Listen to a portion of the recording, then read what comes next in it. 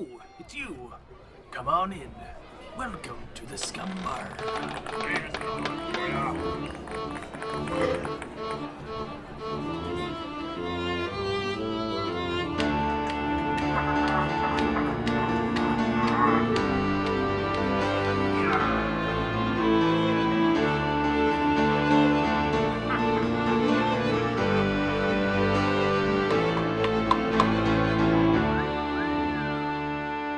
Welcome to the Scumm Bar Podcast Marvel Movie Marathon, where we go through the 22 films in the Marvel Cinematic Universe, starting with Iron Man donning his first suit and ending with Thanos and the Infinity Gauntlet. We're going to talk Iron Man, Captain America, Agent Coulson, and everything in between. I'm your host, Captain Mattbrush, and with me today is the Iron Man himself, Anth0z.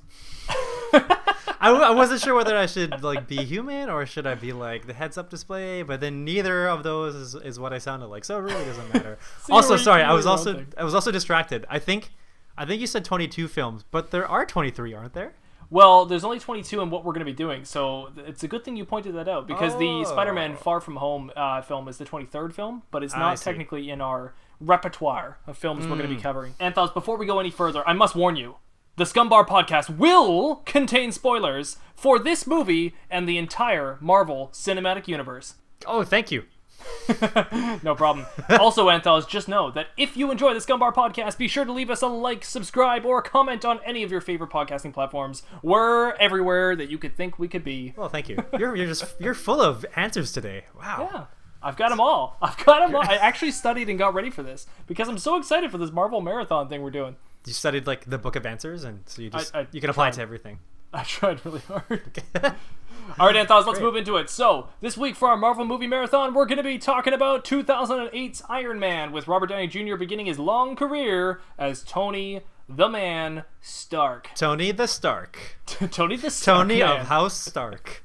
Tony Shark. Looking forward to it. I'm happy that we're doing this. A little change of pace, but I think not unlike what we would normally do anyway. We're just kind of putting a label to it or adding more structure to that. So yeah, for sure. It's going to be sweet. Going from all the movies in the cinematic universe, it's actually been a while since I've seen them all anyway, so this is going to be a good starting point, especially with this one. It was a bit of a blast in the past. It kind of took me back. Yeah. I think the last time I watched it must have been... No, it wouldn't have been a year ago, because we started watching them, I guess... So the last time we watched the whole MCU was probably leading up to Endgame. So... Oh, actually, wait. Oh, that would have been just over a year ago then. Yeah, because the anniversary to Endgame was just last month. It was just a few weeks ago. Oh, wow. And so, yeah, wow. So it's been over a year since I've seen Iron Man 1. Wow, it's been a lot longer for me. It's been years. Has it really? Wow. Oh, yeah, for sure. I think the last time I watched it was probably leading up to Avengers 2, I think. Oh, okay. Yeah, it was a while back, so this was really old for me. Why don't you go through a brief synopsis here of Iron Man 1 and let the people know what this movie's all about. All right. So, and I quote, billionaire, genius, playboy, philanthropist. All this and more sums up Tony Stark. After a weapons presentation in Iraq, Stark gets himself captured, which also results in him having a chest filled with shrapnel. Needing to escape, he miniaturizes it and dons a suit of armor. This results in the birth of the armored Avenger Iron Man. Once returned safely, Stark works to perfect his design and uses it to protect all mankind. This activity catches the eye of a mysterious organization known as SHIELD. Ooh, who could that be? SHIELD. On the other hand, the chairman of Stark Industries discovers this and has plans of his own for Tony's work. No, obviously, in retrospect, looking back on this, it's so funny seeing these things like S.H.I.E.L.D. and stuff, and seeing Tony Stark and Iron Man. These are just well-known things these days. But if you take yourself back to 2008 for a second there, I was somebody who had no idea anything about Iron Man. I think I knew the song Iron Man. Yeah. I couldn't even tell you what Iron Man looked like. I didn't know his powers. I didn't really know anything about him. I didn't even know the name Tony Stark. So when this movie came out, this was a real it was like a fish out of water kind of thing for me. I didn't know anything about this hero. He wasn't Spider-Man and he wasn't Batman or anything like that. He just wasn't that popular to me. So it was really interesting to see this kind of movie come out. I was actually thinking about this same thing too. I think we did have a conversation a while back, and it was probably leading up to Endgame, and we were talking about the MCU as a whole. And And I think one thought was that a lot of people would be like you, that they had no idea who Iron Man was until that movie came out, and then all of a sudden people kind of just started to jump on board and really enjoy what Marvel was offering. So I was thinking back to if I did know Iron Man before the movie, and then I realized like I definitely did, because I used to play those arcade games. They had like Marvel arcade games where you would pick like either Iron Man or like Hawkeye. Like he would. So it's kind of like a side scroller, and you start off the game by not even walking, but you're on some sort of like you're a projectile, or you're hovering somehow. So Iron Man, his suit obviously enables him to fly. Hawkeye had some sort of like hoverboard or something that enabled them to do this, and you can choose two other characters. I can't remember who they are. Silver Surfer, probably. I was thinking somebody like that, but I feel like it wasn't Silver Surfer, but maybe like what's Moon? Is it Moon Knight?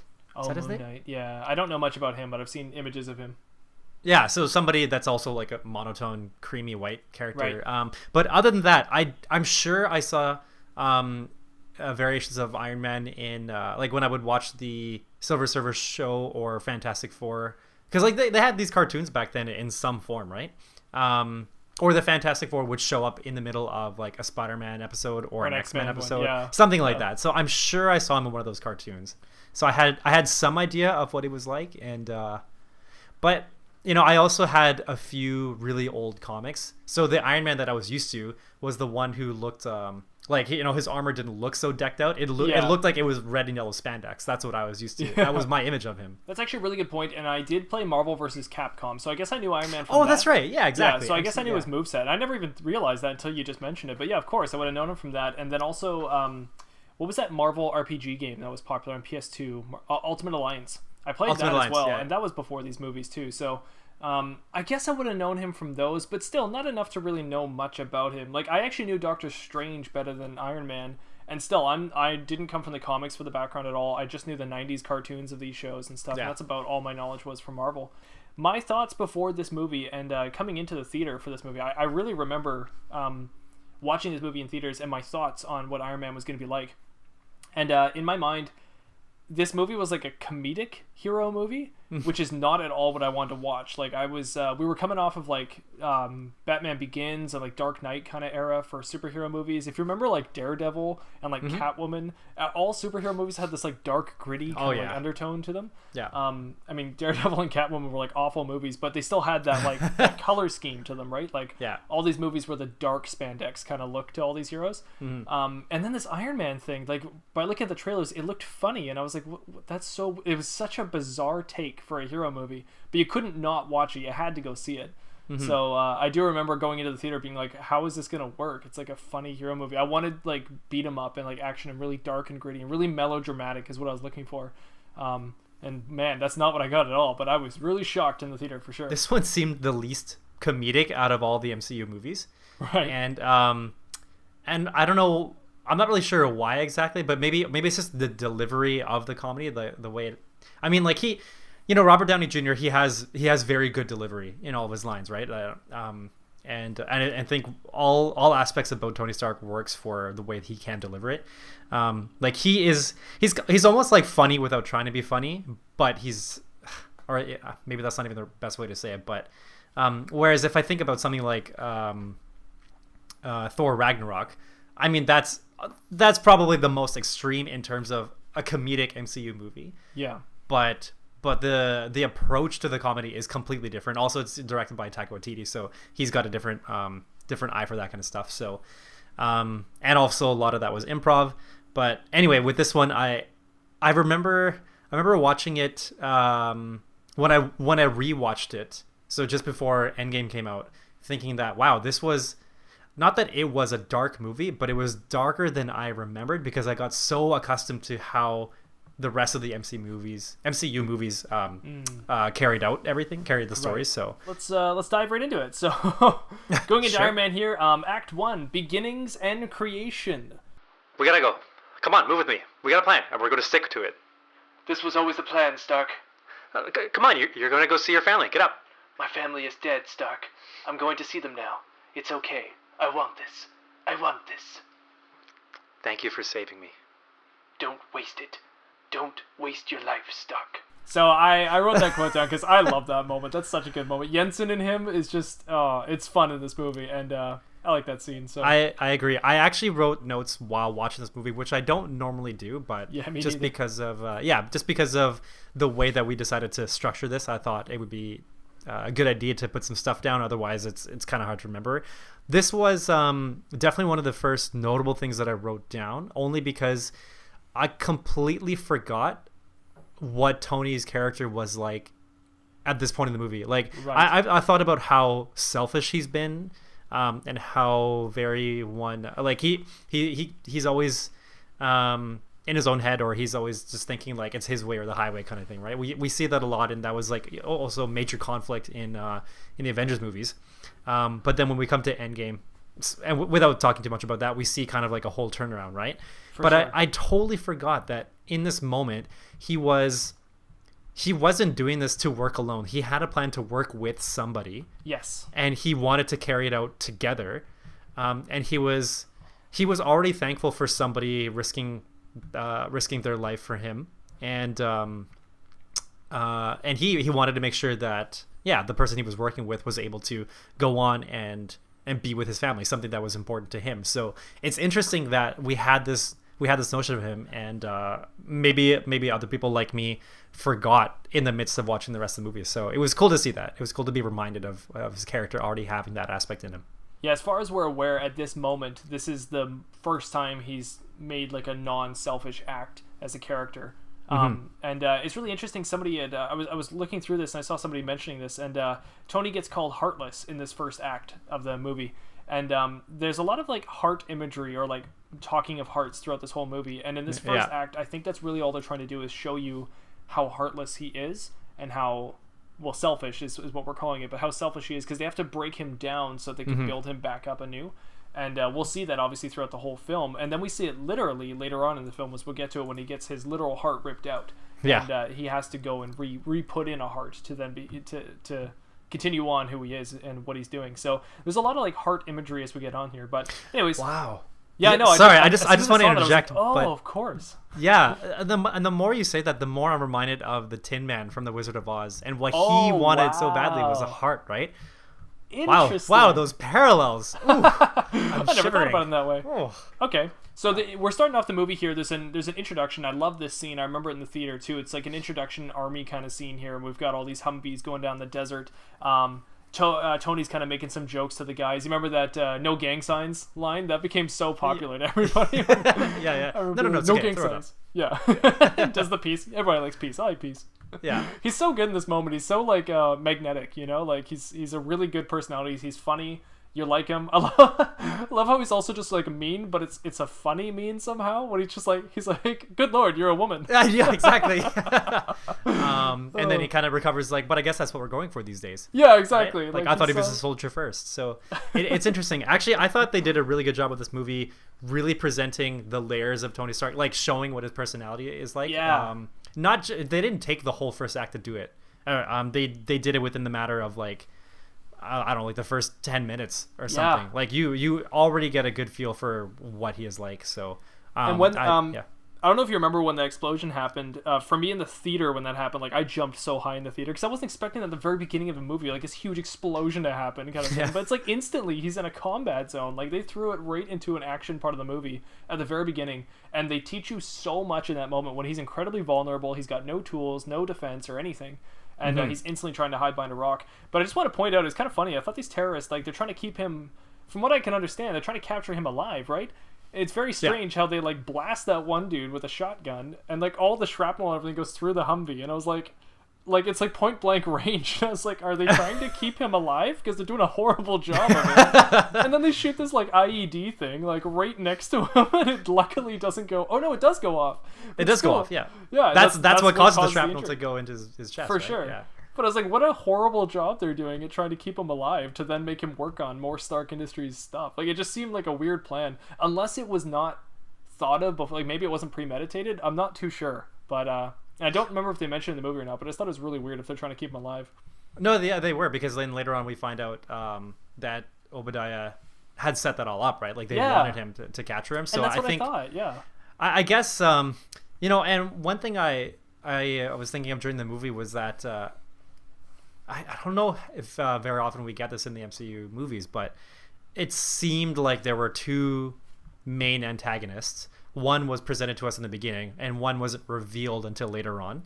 Yeah. And so, not that the first one really became like something worrisome for him for the rest of the movie. It was just enough for him to get started.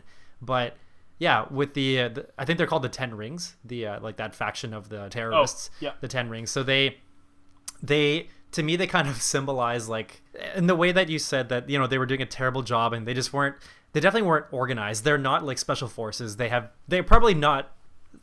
really know what they're doing, other than they're just there to cause destruction and use weapons, and like that's really what they're all about, right? They just want power,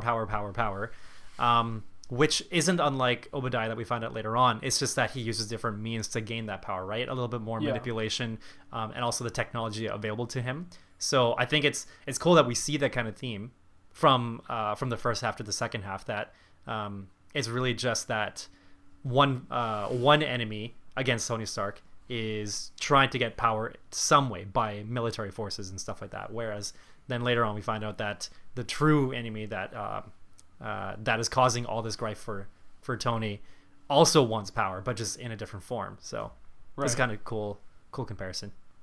Yeah, and I do think that there is a bit of a misstep here with the enemy in this film. It's not bad, it's just I do feel like that enemy we're introduced to at the beginning of the film, I don't remember his name, but the one dude who could actually speak English, I feel like he should have been maybe the main antagonist of this film, and Obadiah should have been possibly even in all three Iron Man films, but that's neither here nor there. That's more like in, like I said, in hindsight, looking back on these movies, it's really easy to pickpocket or pinpoint like a few different things that they could have changed. But at the same time, this was just supposed to be like a big blockbuster film to get you interested in Marvel, and it definitely did that well. So so moving on down the movie here, so it actually only shows the explosion up until the point, like you mentioned, where he gets his injury, where he gets the shrapnel into his chest, and then we get into a little bit of introduction into Tony Stark and who he is.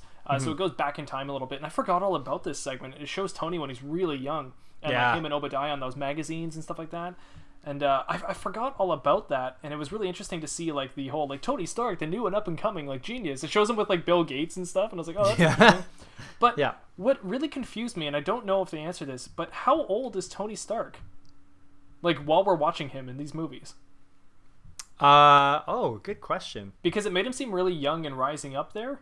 And then it kind of just like fizzles into like today, but it never says like exactly how many years. And I was like, it's weird looking at Robert Downey Jr. now, because I'm like, he clearly looks younger than what I've seen of him recently. And I'm like, but how old is his character supposed to be, and like how many years have happened? Like I'm just, it's really interesting. But I was like, is he supposed to be like 30, or is he supposed to be like late 30? I don't know. You know what? Good question. I would guess somewhere in late 20s to early 30s, but it's hard to say. I thought I remember them saying something about like when he was 21, all of a sudden it was like rise to like the Empire or something, and he already looks similar to he wasn't. I don't think he looked too far off from what we see of him in the rest of the movie with, you know, like the goatee and everything. Yeah, because everything before that was like clean shaven, baby face, and all that, right? Yeah. So I don't know. I would imagine somewhere in the late 20s. They probably didn't want to focus on that so much because I think they just want to just give off the vibe that he's a brainiac, successful guy at an early age, and it really doesn't matter at what point he gets to, because like whatever he wants to figure out in that moment, he can just figure it out. Like he'll work on it and he'll just do it. So the age aspect doesn't really matter too much, I think. And they do show us a lot of that in these intro kind of scenes. They're showing like a party scene, a casino night here, and like Jebediah boasting about the Stark Industries and stuff like that, while Tony's Did I say Jebediah? Yeah. Oh yeah, it's because my spell check has got Jebediah on there. Because if I put Obadiah, then it just spell checks into Jebediah. So you'll probably catch me a few times saying that. So help me out if I say that. Sure. So yeah, Obadiah's like boasting about this while Stark's like playing he's playing craps or whatever. Yeah. And he wants Rhodey to like blow on the dice. He's like, I'm not gonna do. I don't do that. Yeah. See, that's why I don't. Yeah. One thing I wanted to mention in that kind of intro when we're doing that flashback of like Tony's rise to where he is now, the magazine cover said he wants to save the world, and there were so many moments during this movie where I thought, I wonder if they thought about The future? like all the times for everything we see of him during Infinity War and Endgame. I wonder if they had all these planned from this point, because like I don't recall. I mean, we'll have to watch and find out. But I don't recall there being any quotes about Thor, like, oh, he wants to save the world, or Captain America, he's here because he's going to save the world. Like Captain America was like, well, he's going to win the war for us. Yeah. But it wasn't about like saving the world, right? So Iron Man, they already painted quite a big picture for him. Sure. It was, right. So You're right. I think they were trying to future-proof a few things, and this movie does have a few lines that I've pointed out that I think are trying to nod towards where they were hoping to go. But I never really caught the saving the world one, but that makes a lot of sense. Yeah, well, there's a few quotes that I wrote down, and it was to just to address that same aspect, and the one that you wrote in the beginning, the don't waste it, don't waste your life. To me, that also feels like it could be connected to his ultimate decision, in Endgame, right? So of course. Anyway, sorry. So back to. She clearly didn't. I just want to mention here while we're talking about these party scenes, there is Happy is here. His bodyguard, Happy Hogan, and it's Jon Favreau, the director of this movie, and he's so skinny. That's the first thing I said to my wife when we were watching. Like, look how skinny he is. I know, it's insane looking at him. And apparently he lost 70 pounds. When he found out he was going to direct this movie, he lost 70 pounds. It was like the first thing he did. Whoa. Yeah. So good for him. Because he wanted to be fit to direct, or he knew that he was going to be in it, I guess? I'm not sure why, but it was just kind of one of those things he did. Like, if I get that, I'm going to lose 70 pounds or something, I guess. And then he did. So interesting. He looks great. So yeah, I mean he always looks good, but the skinny form is a good skinny, and then the later years is a good later fit. I also just wanted to briefly mention that Tony's rocking these red sunglasses in these moments. We don't see him with red sunglasses as much. I don't think, at least. I don't remember that. But these are just super red lenses, and it was such a good call to like eventually him wearing the armor. But this is just him being Tony Stark, and he's got these red glasses on. I think we see them. Well, we don't see them for the rest of the movie, but I think we see them in later movies. I remember him being, maybe it's like Iron Man 3. He's at some sort of like party in Dubai or something like that, and then he sends his suit to meet with Rhodey, or to meet with Pepper, and then that's okay. We'll get to that. I think you're thinking Spider-Man. In Spider-Man, he sends his suit to talk to Peter Parker, and while he's in Dubai at a party. Oh, I'm sorry. I think you're right. Yeah. Right. That sounds right. Yeah, there's a brief mention of Tony's dad there. Nothing too big of a deal. They talk about the Manhattan Project, which I can't remember how big of a deal that is in this. I know that's like as soon as he said the Manhattan Project, I was like, is that something? I feel like that's something that happens later with his dad. Like, I felt like that maybe came up later on in Endgame, but I can't remember now. But I can't remember. Whenever I think of like something to do with Manhattan, I think of the Ninja Turtles. Well, Manhattan Project is like the nuke, like that they worked on the atom bomb. I think in the Marvel Universe, the Manhattan Project, it was Tony's dad that worked on it, and I feel like it's just kind of something else. But I feel like we're going to hear that again later on, Manhattan Project, so I just wanted to write that down. Okay. I feel like it comes back. Eventually we head back to Tony's house. He actually takes home a woman. Do you know her name? It's not... He was going to say Kathy, but it was Christine. Christine Everhart. Oh, more heart stuff. I know. So he brings her home for this really awkward scene. It's like a sex scene, but there's this really awkward ADR laugh that's added on. Did you catch that laugh? Yeah, after they fall off the bed. Yeah, and it's like, it's so weird. It is kind of really. It's very jarring. It doesn't really suit what's happening, I guess. Both my fiance and I are just at the same time. We're like, what a weird laugh. It's a very strange moment. But it was funny. It was. I remember this also being on the trailer to the movie, and it's like Tony being able to like somebody's just so mad at him, and him being able to woo the woman and bring her home, kind of thing. Oh, it was just kind of funny. Yeah. While we're talking about him, like have relations with other people, I don't know if you have this in your notes coming up, but stop me if you do. But I'm curious that, with his relationship with Rhodey, I guess it's just established right off the bat that they're really close, they're really tight, but we never find out in this movie why, like what their history was and why they're so close. Is that just me? No, that's not just you. It is strange that like they are just buddies and we just assume there's an established history, but yeah, we don't really know it all that well. And what's funny is I remember I used to think that they had really good chemistry in this movie, but rewatching it, I was like, actually, those actors don't have the greatest chemistry. Like it's kind of awkward. Like I feel bad for Rhodey in this movie because I feel like Tony's just taking advantage of him the whole time, but there's no real good banter between the two of them. It's very forced dialogue, it feels like to me, which is kind of annoying because like it's funny dialogue and like they still deliver it well, but it's just there's something missing there that's not as good, and it's probably because of Tony and Pepper having such good chemistry. It could be. I also think about how Don Cheadle played, or maybe it was just for his role specifically, but Don Cheadle's version was a little bit looser. Like he didn't to me seem like a very rigid soldier. Yes. Yeah. Whereas, I'm so sorry, I forgot his name. What's the I don't remember it right now either. James Rhodes in Iron Man 1. Actor. Terrence Howard, right. So Terrence Howard, yeah, Terrence's version to me seemed like much more of a rigid and kind of strict character, and I assume that's because they wanted to have some sort of balance to Iron, like a completely loose and free-spirited Tony Stark, right? Like they want to have that they want to have that contrast so that like if you get both of them in the scene, then it's like you're just kind of overloaded with it. But when he's like mopey and pouty for standing on that thing for 3 hours, and then he's like moping in the plane, and then it like jump cuts to him being drunk. And, it's awkward like with the comedy because it's like they don't know where to place the character or how to do the character. I don't actually blame the actor. I kind of just blame the writers at that moment. They just weren't exactly sure how to write that character, I think. And then maybe the director, he just wasn't sure how to keep that going and make it look more real. So I think Jon Favreau? Yeah. Blame him. Yeah. So I feel like maybe that was just kind of a missed opportunity. And then I don't know why the actor changed, but you're right. When the actor changed, they had a fresh perspective on Rhodey, and I think they were able to rebuild the character from then on. Mm-hmm. Yeah, and something that maybe would mesh a little bit better with the rest, like the dynamics of all the Avengers, as opposed to just offsetting only Tony Stark. Right. Yeah. So when Tony and Christine, or actually I should say Christine, when she wakes up the next morning at Tony's house, we get an introduction to a character that we see pretty much throughout most of the Marvel films after this. Yeah. And I would like to welcome into the Marvel Cinematic Universe Jarvis. Yes. Hello. I'm trying to think of... Oh, there you go. That's a good line. Hello. Hello, Tony. Apparently, what's the actor's name? I'm trying to think of it right now.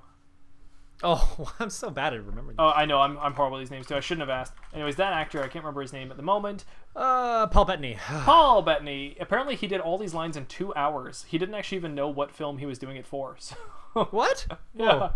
Apparently all those lines were really quickly done just in a studio recording room. He said it was the best paycheck he's ever got. I bet. Oh, that's amazing. What's really funny though is as sadistic as that might sound, he ended up becoming quite a huge character in the Marvel Universe. Obviously, as we go on, we'll get into it more, but when he eventually becomes Vision, then he becomes an actual literal superhero with the rest of them. So it's very cool that he goes from this robotic voice, this Siri-like character in Tony's home, turning into like an actual superhero that walks and talks amongst them. So I don't know if this is actually... I was going to do a little trivia thing. Ooh. So yeah, I don't know if this is accurate to the comics, but little trivia note was that Jarvis was the name of Howard Stark's butler or chauffeur. Right. Or yeah. Yeah, it was very Batman-esque kind of thing, wasn't it? He was supposed to have a Jarvis butler. Tony Stark was, I believe. And they kind of went for more this technology angle, which I think is a really good play. It's less Batman and more something that actually makes sense to Tony, I think. Adopting it into the technology. I think so too, and I think it's better for Iron Man's conscience to come from a team as opposed to coming from an individual. Yeah. Because then I think, with his character as a whole, he does everything himself, and he has a lot to learn with cooperating with people. So if he had somebody like an Alfred, then he would, we'd always be waiting on Alfred to impart that butler to impart some sort of knowledge on him, and for him to grow only by that way, as opposed to him growing from being exposed to a team like the Avengers. So right. I think it's a better choice for them to do it this way, the way that they did it. Yeah. Well, not long after Christine is looking at Jarvis and she's wowed by all of Tony's awesome, amazing house that I'm sure not many people get to see. Except for, no, he throws a lot of parties, so maybe they do. We are introduced to our next Marvel character that's going to be part of the MCU all the way up until Endgame, which is Pepper Potts. And she is awesome.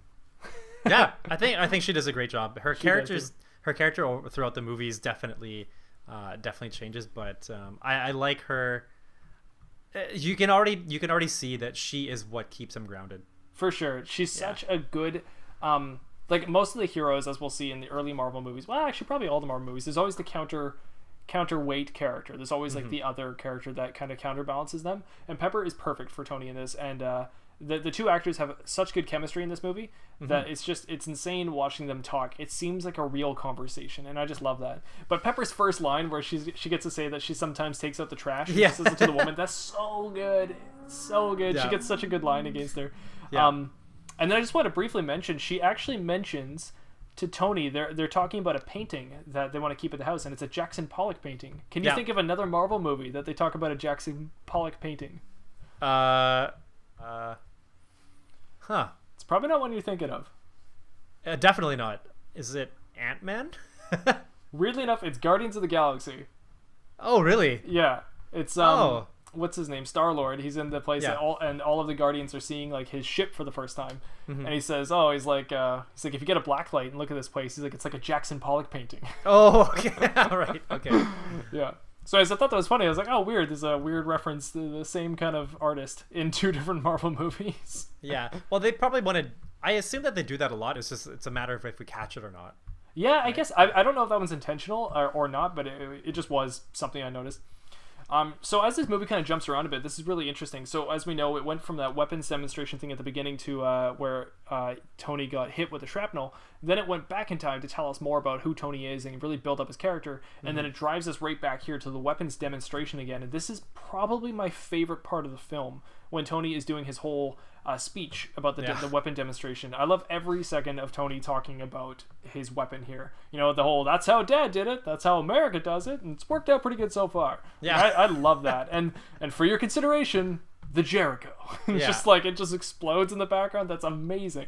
And he's raising his arms as if he's just like, he's the one that's doing that directly. I don't know who came up with that idea, but that is genius. Like the whole delivery, everything about it is so well done. It really makes you feel like he's a badass. It's great.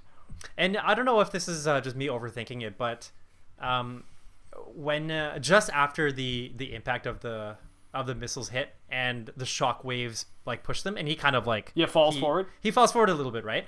You know, to me, it seems like that's kind of just like a hint that he doesn't actually have everything in control. He doesn't have control on it. Yeah, right? I was thinking the same thing. Yeah, because that's kind of like a recurring thing that we find out through the whole thing, that he never really, I think from beginning to end, beginning until pretty much the end, he didn't actually have control of every single thing about his company.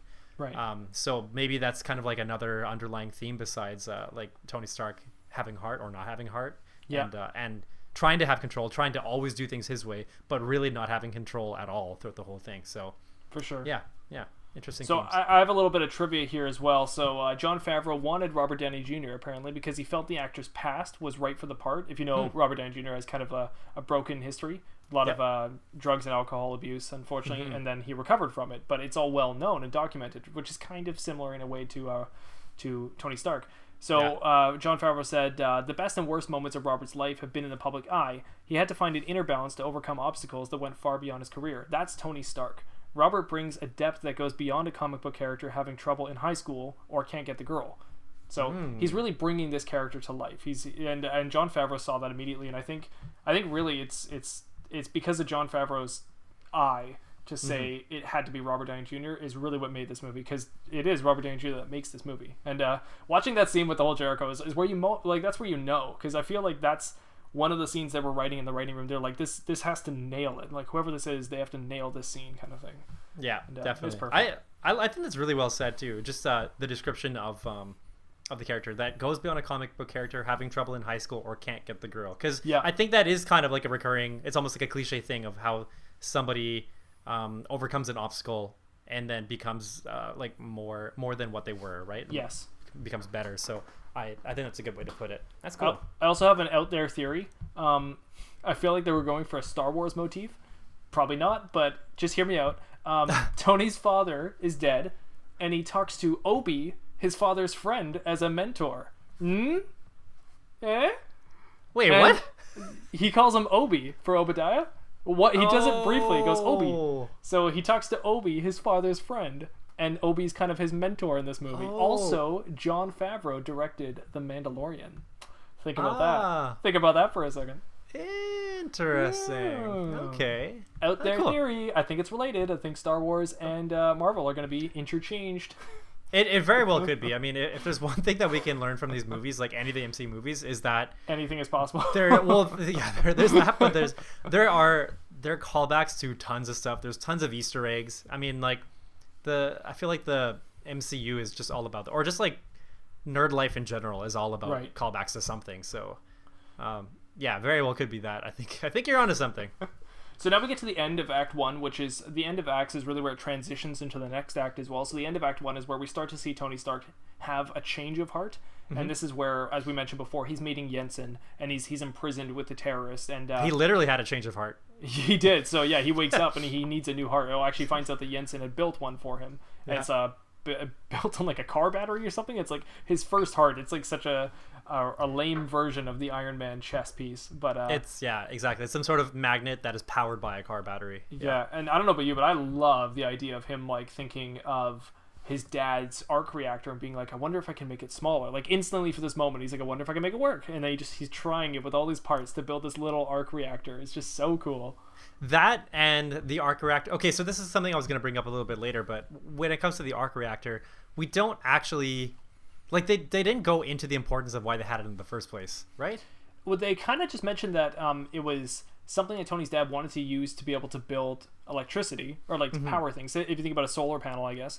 And the idea was that everything was going to run on this, and it was really fancy. It was really flashy. Everyone really liked the idea, but it never kicked off. Unfortunately, it just never got enough funding, and just didn't do enough for people that nobody cared about it, so they didn't continue it on, right? But Tony obviously found a way to make it work the way his dad originally envisioned it. Right. Which is also just kind of like amazing too, just that Tony's able to carry on something after his father's died, which is really cool. The legacy. Yeah, with like minimal resources in a cave. Yeah. Yeah.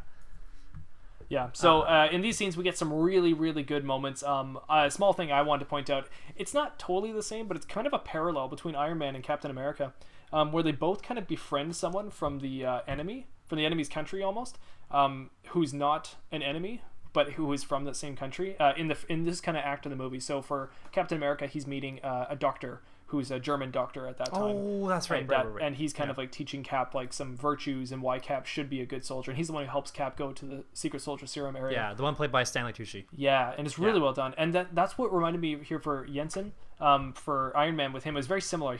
It's not for certain that he's like from the country of these enemies, because they seem to be from many different countries. But he's just from a foreign country as well, and Tony's kind of getting his perspective on this, and it's really broadening his mind as well to see somebody else there who's willing to help him. Even somebody who knew Tony from the past and wants to help him now too, even knowing all of his flaws, which is amazing. That's what really gets Tony going and caring about this person. It's really cool to see that. That's probably a good kickoff for associating Tony with morals. Yes. I mean, it doesn't really seem like he has a lot, right? He's very...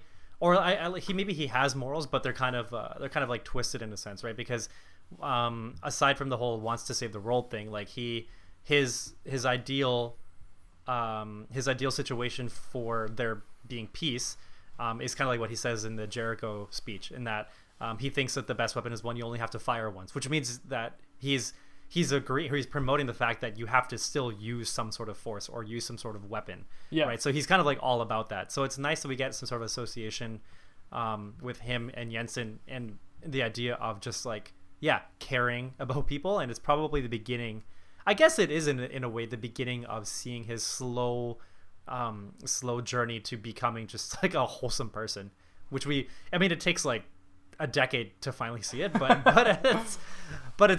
they wrap it up eventually, right? For sure. And part of that is his personality too, which can't change, because that also is what makes him him, and that's also just a good part of it. What I really like here is actually the first placement of the arc reactor. The first time in most superhero films you would like really show this montage of the scene, and there is a lot of montages in this movie. But what's really interesting is the arc reactor that's placed when him and Jensen build it. It's done on a security cam footage, so you don't actually even see the arc cam. You don't see it put into his chest, all cool with all these cool footage things. You actually get it from the perspective of the terrorist looking in through the security camera and watching this blurry little blue thing go into his chest, and it's so interesting to see it from that point of view because you as the audience is kind of like, what is he doing? Like, what is that? And it's like this thing being placed into his chest, and you're like, oh. For us now, we know obviously all about it, but at that time it's very interesting and like curious just seeing this little blue thing go into his chest. I love that. Yeah, that was cool. Yeah. Another thing too is Jensen, when he's leaving, so they have to stage the whole thing to get Iron Man out of there and to go fight the guards and everything. Jensen decides to distract the guards and he shoots his rifle into the air. Did you think that was kind of dumb? Like, he's just shooting the ceiling for some reason? Well, okay, so at first, first he says, we don't have enough time, or we need more time. Yeah, I'll buy you some time. So he decides to do something to distract them, right? And he's definitely not like a killer at heart. That's not what he's all about. Right. But I guess he always had this, like, we find out when as he's dying that this was always the plan. So I think he never meant to get out alive, I guess, but he always meant to help Tony in the best way that he could. And I don't know, maybe to him that still means not killing. Like, if Tony can find a way to get out there without killing, I mean, that was pretty unlikely. Then maybe that's definitely murders in this film. Yeah, which is part of why I thought this was quite a dark version. This or was dark before movie Marvel was touted as the best for like toning it down on that kind of stuff and like realism and all that. This was very much like old superhero films. It was like murder and kill. Like, yeah. But one thing I also find interesting, and I wanted to mention before, that when when he agreed to make the weapons for the Ten Rings guy, first he was getting waterboarded, or he was getting, like, they were trying to drown him just to scare him, and then he said no, and then they made him see that guy, and then he said sure. Right? It wasn't like he didn't like keep fighting. He just kind of, he was confident in just making something work out of the situation. And I kind of find that maybe the offset would have been Jensen, like, kind of just looking like a crazy fool for that one moment. Like, he was pretty, like, all together up until that point, right, where he just, like, runs out with a gun. Yeah. So I think maybe it's just nice to see him. Maybe it would have made less sense if he was still like a proper guy going out there, because then what would he do? He would walk, he wouldn't run. I don't know. I could be overthinking, but no, I think he did a good job of explaining. He's more of a pacifist type anyway, so it makes more sense that he shoots the ceiling. It was just a little funny seeing him like that, shooting the ceiling, and I was like, that's weird, Jensen. Yeah, and I guess if he kills some guys, then there's less for Tony to kill. That's true. There you go. We don't get as much of a cool scene. And man, Iron Man Mark 1 suit is awesome looking. It is this huge bulky mass. It's like the funniest gray blob thing. It's amazing. I love it. I guess they didn't really need to explain all this, but I mean, he must have some sort of like pressurized mechanisms in the joints of the suit. Otherwise, there's no sound reason why he should be able to swing at a person and they would go flying, because you can't just strap certain metal like materials onto you and all of a sudden you're stronger. It has to come from some other force. So that's a good point. I never thought about that. I kind of just got mixed up in the awesomeness of it all, but you're right, it doesn't really make sense. The only thing I kind of caught with that is later when he kind of shoots up into the air from the explosion of everything. Yeah. For one, the heat doesn't do anything to him, which is weird because he's in this metal suit, but the heat doesn't hurt him at all. And he shoots up into the air and he goes flying in the air, and he's so high up in the air, losing pieces of his suit, and then just lands and is fine. Yeah, exactly. That's one of those things like, okay, we're going to let that slide. Exactly. But I felt like they needed something more just for cushioning or just anything. I know it was a desert sand dune, but it's not like it's just like a pillow. Yeah, and that's probably the most comical, and I don't mean like comedic, but like comic-esque portion of the movie. Right. Because you would not see that in any other kind of like serious live action film, right? Where somebody goes flying up into the air and lands and his armor is destroyed, but he's totally fine. Yeah. And right when the realism is ripped away from you too, the first helicopter to come up to him and land is his buddy Rhodey in the helicopter. And I'm like, oh really? Like, it just happened to be Rhodey that was the one that flew next to you. And they also didn't really explain why how come Rhodey's car, like what happened to him when they got attacked, right? Oh, All we know is the one car in front of Tony's car got blown to bits. Yeah. Then theirs got attacked. And then Tony went flying. But in the meantime, like, the other guys must have been noticing, and I guess bolted and ran away or something. I don't know. There is some kind of throwaway line that Rhodey does say to Tony in that moment about, like, I guess the Humvee missed, or I guess we missed you at the Humvee or something like that. Like, he says something. He said next time you ride with me, because like Tony said to him, oh no, this is the fun vehicle. Oh, good. Yeah, good point. Yeah. Yeah, I don't know. It is very strange, but I mean, I get it for the whole sake of the storytelling aspect of it. It's a good origin, anyways. But there's a few moments there that I'm like, yeah. Okay, I'll let that slide because it's a fun movie, so I'll let it slide. They're doing an okay job so far. So we're gonna move into Act 2, which I called A Change of Heart. Am I making you uncomfortable? Oh no, I always forget to wear deodorant and dance with my boss in a room full of people I work with in a dress with no back. Well, you look great. You smell great. But I could fire you if that would take the edge off. I don't think you could tie your shoes without me. I'd make it a week. A week? Really? What's your social security number? 5. 5? You're missing just a couple of digits. Right. The other 8. Well, I have you for the other 8. Aww. Such a good scene. It's a sweet scene. I love that. That like explains so much about their characters. Really good. Mm-hmm. Yeah. And if it wasn't noticeable before, then yeah, for sure, like, there was already some sort of spark. Yes. Between them. Yeah. Yeah, already you can see, like, from the moment we're introduced to Pepper, you already see that spark. But right away, as soon as Tony's returning from the helicopter, we get to see our girl Pepper with that happy face when Tony's alive. And that face tells you everything. She's so happy to see him alive. Like, and you're just like, ah! Great moment there. I love that. Yeah, and very reminiscent of what we will see 21 movies later. How long is that joke going to keep going on, right? Like 16 movies from now, we're going to... It's always just, we're always calling forward. I was going to say call back, but we're always calling forward to Endgame at this point. I'll try to do it less and less. Maybe the more we get into the series, I'll be a little bit more in tune with just what happens in this movie. All good. I mean, there's spoilers for every single movie here. We're gonna rip apart them all. So, just a little bit here. Gwyneth Paltrow, she only needed to travel 15 minutes to get to the studio when they were filming. She claimed that this is part of the reason why she even took the role, and that way she could be home with her 2 children during the entire shoot. Oh, interesting. I love how all these people, Paul Bettany, you know, like Gwyneth Paltrow, all these people, it's like this bit of like laziness to it. It's like, oh, I took it because of this, you know? And then they ended up getting like the best part of their careers. Yeah. Oh, that's so interesting. It's just like the first Marvel movie, or the first, I guess, official movie of this MCU. It was kind of just like a throwaway for a bunch of actors. Apparently, that's kind of the style they had. A lot of it they filmed it almost as if it was like more loose. Which is funny to think about with Marvel being so professional and serious these days. Apparently with that first Iron Man film, a lot of it was quite loose and there was open for improvisation and like for people to give their input on the script and all that kind of stuff. So I do find that really interesting how that's when it went, or how it went down. So anyways, Tony is holding a press conference now. He's got this whole new perspective on life, obviously coming off this traumatic experience and living through it all. People don't realize he's got the arc reactor in his chest. He goes and he holds a press conference. One really funny thing is he's got these cheeseburgers in his pocket. Yep. So he's eating a cheeseburger. I just love that little grab. He just grabs a cheeseburger out of his pocket. What's funny too is he offers one to Jebediah, and I believe it's Jebediah. He's like, "Oh, do you want one?" And Jebediah says no, but it's like the only other cheeseburger he had was the one in his pocket. So he was gonna pull a cheeseburger out of his pocket and give it to Jebediah. Yeah. It was like, oh my god, man. I mean, I know he just came from, like, you know, the desert, but still, it was really funny to see him just pull a cheeseburger out of his pocket. I love that.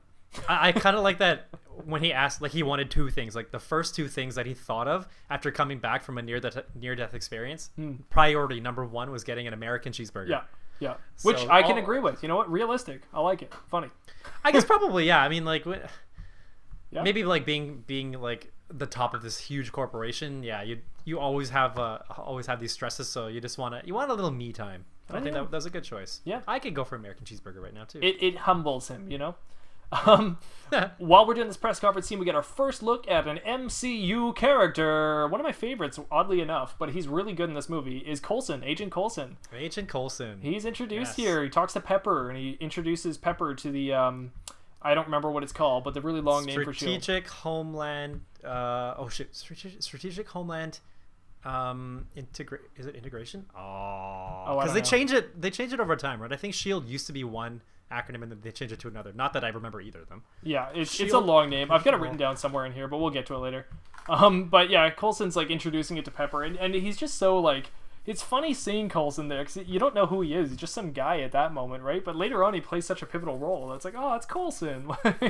Strategic Homeland Intervention Enforcement and Logistics Division. There we go. Yeah, that's a long name. It is a long name. Yeah, they get that a lot. Tony here in this speech, one pivotal thing is that he starts talking about saying goodbye to his father. And it's a really interesting moment because we actually get to see this moment. How he says in this movie, "I never got to say goodbye to my father." We actually get to see the last line he says to his father in Civil War later on. So there's a scene that he's talking to his dad before his dad and his mom leave before they are killed. Tragically, spoilers, by the Winter Soldier.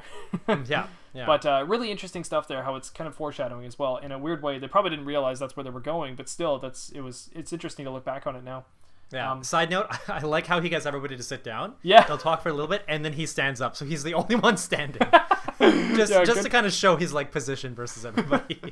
I really like this whole press conference because this also shows Tony taking control of the company. Like he really is taking a stand and saying, you know what, I don't want any violence. I don't want our weapons to be going off and doing all this kind of stuff. He didn't like weapons at all. He's like, we're going to shut down the whole weapons division.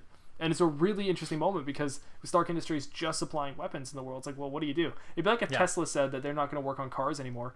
Well, actually, that's not even a good example, is it? Because Tesla does work on a bunch of different things. Yeah, they do like home batteries. And they actually do a lot of stuff. If they said that they weren't working on energy anymore. Yeah, if they said they were going to move into doing gas. Yeah, exactly. You'd be like, wait, what? Yeah. So it's kind of funny, and I really like Jeff Bridges' Obadiah in that moment, kind of being like, all right, well, the good news is that he's back. Like, he's just trying to like cover it. Like, it's so good because he's like, what the heck did you just do?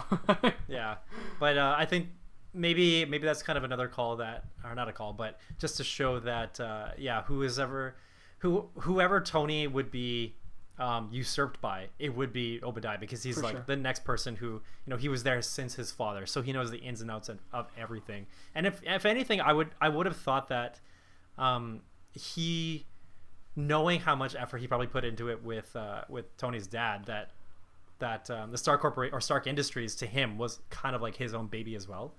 Yes. Right? Yeah, and that's why I really wish that this movie humanized Obadiah a little bit more. And didn't make him the full villain for this movie, because I felt like we should have had more moments with him to make him a real person. Because yes, you're right. I feel like there was a lot of moments with Obadiah and Tony's dad where Obadiah was probably a much more regular character. He's probably a much more regular guy, and I wanted to see more of that. Yeah, it would have been much more gratifying for, I think, us to learn to hate him a bit longer. Yes. Before seeing his downfall. Like, it would have been a huge crushing blow to think that he was kind of like the mentor, the fun uncle kind of character, and that crushing blow in like the second movie to find out that like he was actually the mastermind behind a bunch of these moves, and you were like, wait, what? Like in the first movie he was the one who did that? Like it would have been really interesting, I think, but they weren't playing that long game yet, I don't think so. Yeah, maybe not. Yeah, otherwise I was thinking like it would have been cliche to do that, but it also was cliche the way they did it, so you can't really get away from exactly that. It's just whichever one you think is, it's like the best of how do you say it? The lesser of two evils, right? Like you just want to find the best way to portray the story and develop the character. So definitely. Yeah. Well, there's a really good scene here where now it's Tony and Jebediah again. Jebediah. Where Jebediah Stain. Tony and Obadiah are down by they're below like the gigantic arc reactor that his father had built, and it's really interesting because it's it's their history all there, and they're talking about these moments. There's really good lines here. There's one where Obadiah actually says, "We're not ironmongers." Which is funny because Ironmonger is his villain name. Exactly. It's the only moment when it's mentioned is just, we're not ironmongers, and it just sounds so weird saying it. It's like, yeah. That's something that MCU does, which we find out later on too in other movies, that nobody really self-proclaims themselves. Yeah. I'm the Mandarin. Yeah, exactly. Like, I don't know if well, I guess like Spider-Man might be the only one that I can think of, but even like for Hawkeye, for example. Like in the first Avengers, what's that guy's name? Skarsgård. Is it Bill Skarsgård? No. I'm sorry. It might be actually. Yes. So yeah, Oh no, because Bill Skarsgård is the Pennywise guy. Oh, sorry. Okay, so Alexander, Bill, and Jason. I don't know. I'm not sure. Mr. Skarsgård. Yeah. So he calls him the Hawk, not the full name Hawkeye, but then later on in Endgame, Jeremy Renner's character says calls his daughter Hawkeye. Right. So I think these calls, they're just they're just to be there, but not necessarily to be such a they're just trying not to like shove it in your face, like, oh, by the way, his name is Ironmonger. It's a weird name anyways, and nobody would call them, no one self-proclaimed themselves as Ironmonger anyways. It just sounds weird. So maybe not now, but I guess before they might We're not Ironmonger. It just sounded so dumb. I love that moment though when Tony shows him the arc reactor and you just watch his face, and like Jeff Bridges really nails this, and especially in the second act of this movie you see a lot of good Jeff Bridges, and his total shift from like this like guy trying to smooth talk with Tony to instantly like seeing this opportunity that they have in their company and what he can do with it. It's really well done. It's all emoting on his face. He doesn't even have to say any lines, and you understand exactly what he's thinking. Yeah, and you know what I was thinking, that it's not even like facial delivery, which you might get from a lot of actors, right? As opposed to like full body language. But his was, he put his whole arm around Tony, brought him in close, and he'd lean into his face, and you can't really see what his face is doing. Oh, yeah. You just know that he's really close. And he does it later on to the other scientists that he's trying to get to also make the tiny version of the arc reactor. He does the exact same thing, right? Like that's just his signature move. Exactly, the signature chokehold. So we return back to Tony's house. And here, what happens here? This is when Tony and Pepper start talking about, what do they have? Oh, they just have good chemistry. Like, he's just back home, and Pepper and him are just talking. They just have good lines back and forth, and a realistic, with their kind of chemistry there. This is right when Tony's like, I'm gonna go downstairs. Jebediah, I believe, visits him, gives him pizza and all that kind of stuff, wants to see what he's working on, and we get a really good montage here of Tony starting to work on the suit and really build the suit out. And this is where it gets into the Iron Man charm, where they show you these awesome montages of just Robert Downey Jr. and just CGI suits. CGI suits, but also working with all the AI and all the robotic equipment that he has at his disposal. I think that by this point, this sums up like everything you pretty much need to know about his character, and everything that they will end up using to reveal like more aspects of him. This is like the Q moment in Bond, I guess, right? Like, this is the like, like James, if you click this one piece on the pen, then it'll shoot out this like missile or whatever, right? And it's like, oh, okay, well, this is like the moment where Tony like tests like the thrusters and stuff like that, and he tests his balancing hand things, where he shoots those balancing things. And you're kind of like, oh, like, interesting. Yeah, the thrusters. Yeah, and even when Pepper comes down to see what he's doing, and he's like, "Oh, they're harmless, they're just like for balancing, right?" And then he shoots a blast, and it like destroys that thing, and he's just like, "Oh, whoops!" Like, but it also teaches us, the audience, hey, you can use that as a weapon now, right? Yeah, although it's funny that it didn't dawn on him right away, because when he built this, it was meant to be more of just like a pilot's suit. Yes, that it's strictly meant for flying, and he's already on his whole like. Peace, no weapons. Yeah, like pacifist. Yeah, exactly. So, I didn't even realize that the first time I watched this movie. Like, for some reason I thought like, oh yeah, he's making a suit and he's making a weapon basically. Yeah, I know. I got that this time around, where I was like, oh, he's not trying to kill anything. He's trying to be harmless. Yeah, exactly. And it just naturally comes through that he builds a weapon, a super weapon. Like, yeah, I think that's just natural. You see something that has destructive power, you're just going to associate with being weaponized, right? That's just how it is. I just want to mention another cartoony moment that is funny, but also not realistic at all, is when he just, like, he sets the thrusters to, like, 40%. It's 10%. It's 10%. Only 10%. And he flips backwards and hits the wall. And, like, it's so cartoony. He just goes, yes, and just hits the wall. And just, like, you just expect, like, a blood splatter to go across the wall or something. Like, it's so bad. Yeah, and then the follow-up with the robot, like, blowing up with the fire extinguisher. Yeah. It's like the comedic timing on that is just perfect. It's a perfect beat, and then definitely. Oh. Yeah, I agree. Yeah. Oh, it's very well done. Well, we get into Tony taking his first flight. So he shoots off to go and fly around in this new suit that he's built that's not supposed to be harmful in any way.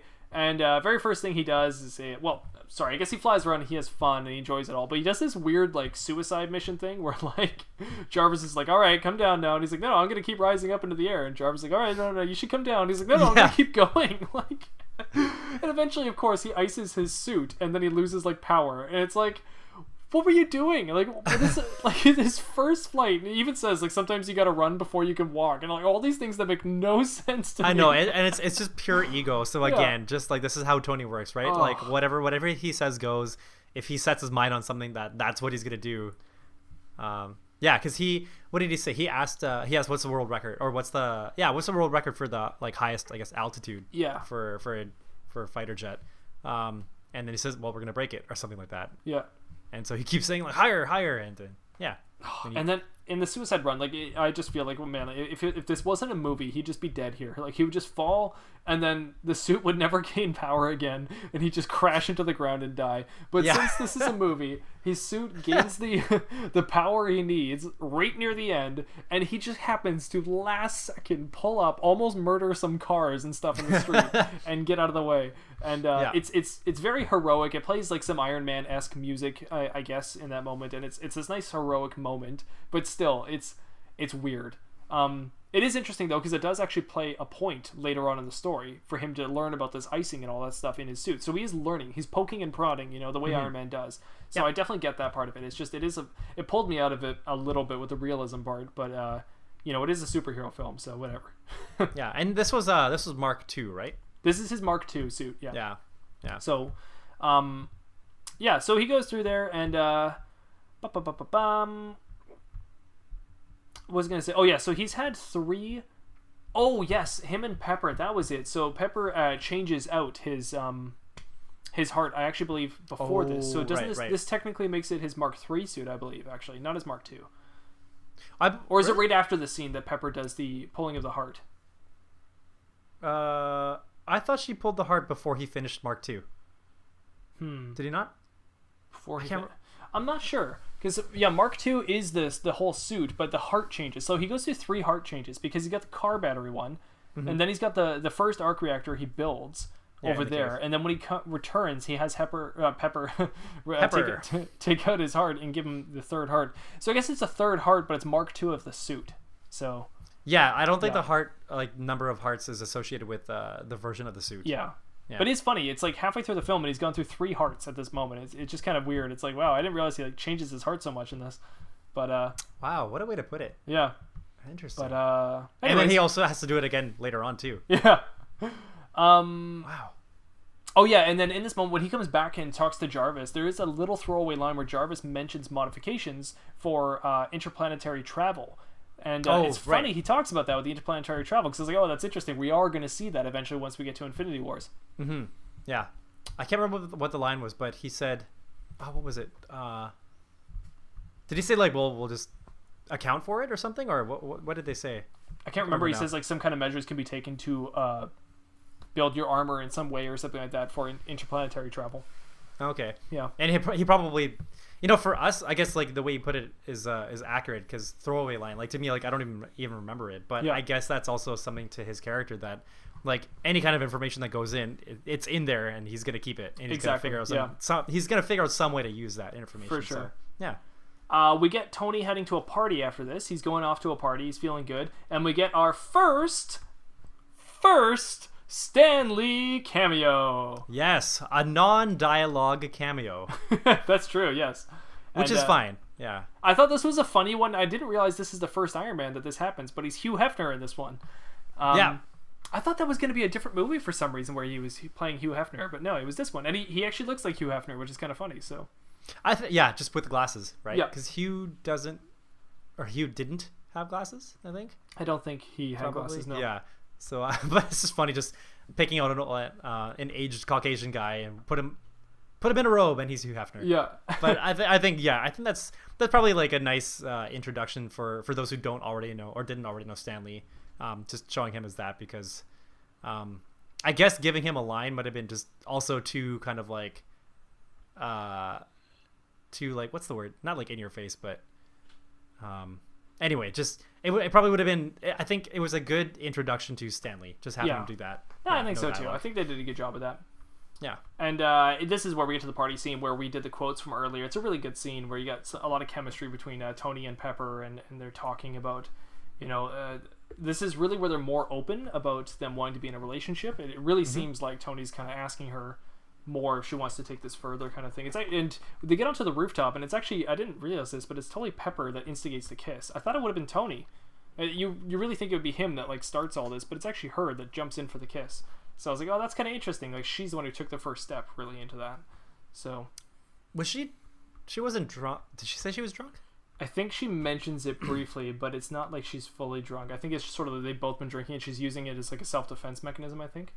Okay. So they both didn't like start coming I don't remember that detail exactly, but it's just when they're coming in closer, they're talking to each other, getting closer and closer and closer, and then she totally goes in for the kiss instead of Tony. I really thought it was going to be Tony, but no, it was definitely her. There's a really interesting moment here where Jebediah Obadiah, where he fully just kind of reveals to Tony that he's kind of the villain. It's really weird. Exactly. All of a sudden, like halfway through, He's also like, come here, take a photo with me. And then while they take the photo, he's like, by the way, I'm the villain to this movie. And you're like, what? Yeah, I think, and that's now showing like just how much control he has. Like, even though he's the bad guy, he can still get Tony to do these things, right? Yeah. Just because of the way he's set everything up. Like, Tony's not going to make a scene in the middle of everybody. I mean, although he is the kind of guy who would make a scene, but I guess just because he was so caught off guard at that moment, he couldn't think to do anything because it was just like way off from anything that he'd ever expect. But I guess it goes to show that Obadiah is like in this moment of like fight or flight, I guess. Like he has to take control. He has to just be like, we're not getting rid of the weapons division. And he was kind of lying to all the investors, saying like, don't listen to Tony, kind of thing. But at this moment, it's like Tony's going too far. He has to stop him in some way. So I guess he's trying to intimidate him in that moment. But what's really even weirder is like Tony just goes home and he starts just kind of working on his suit. There's that scene where he's got the screwdriver and he's like working on the one arm. Yeah, working on the one arm. It's a really interesting scene. But he's clearly thinking about what Obadiah said and he doesn't really know how to process it. But the TV is talking about how like we need a hero and it's talking about like weapons and stuff like that. And he's really like processing like, what should I be doing? And I don't know why, but he uses this as like a pedestal to fuel his rage and then go fight the terrorists at this moment. It's a strange change, but I guess it's also developing from his non-weapon kind of persona into this, well, I guess we have to fight to protect the ones we love, maybe? Yeah, and that's just his life already, right? Like he's always, like his dad built Stark Industries and they were always in line with like supplying the military. And that's something he grew up with, right? So it's just kind of ingrained in his head. It wasn't anything that like he was able to just push aside just because he said he wanted to stop manufacturing weapons, but it's like it's a part of him, right? That's just how he did build a suit that had military purposes to it without even meaning to, right? So exactly, he did it accidentally. I guess it's built in his DNA. I also want to mention, and this is kind of in conjunction to him being caught off guard by Obadiah not really being able to interact well, and I think it's him not being able to read people as well as he'd like, right. And I feel like it's because he's been so like mentally, I think he's been very confined to just like whatever it is that he focuses on, and a lot of it tends to be with some sort of tech or some sort of progression of tech or weaponry or something to do with like the military, right? But the way that he talks to his AI and to his robots, it's like they're human, but it almost seems like he's very like he treats them as if they're humans, and to me I find that really interesting because that's just the kind of character, or that's just how he's grown up. He's grown up kind of like a very isolated person. If he was always just very like genius like and prone to building things on his own, but I think we already know that his father, or he's under the impression that his father wasn't really around as much, right? So his father was kind of doing his own thing, building up the corporation, and then eventually Tony took over, but they were still very like separate. Tony doing his own thing, but he becomes very very friendly with robots, like sentient beings, right? Like not like non-sentient beings. And so I think that's also like an interesting thing to think about watching this movie, just how he talks to certain humans versus how he talks to like his AI, like just complete artificial intelligence. It's a complete departure. But that's a good point. I never thought about it in that way.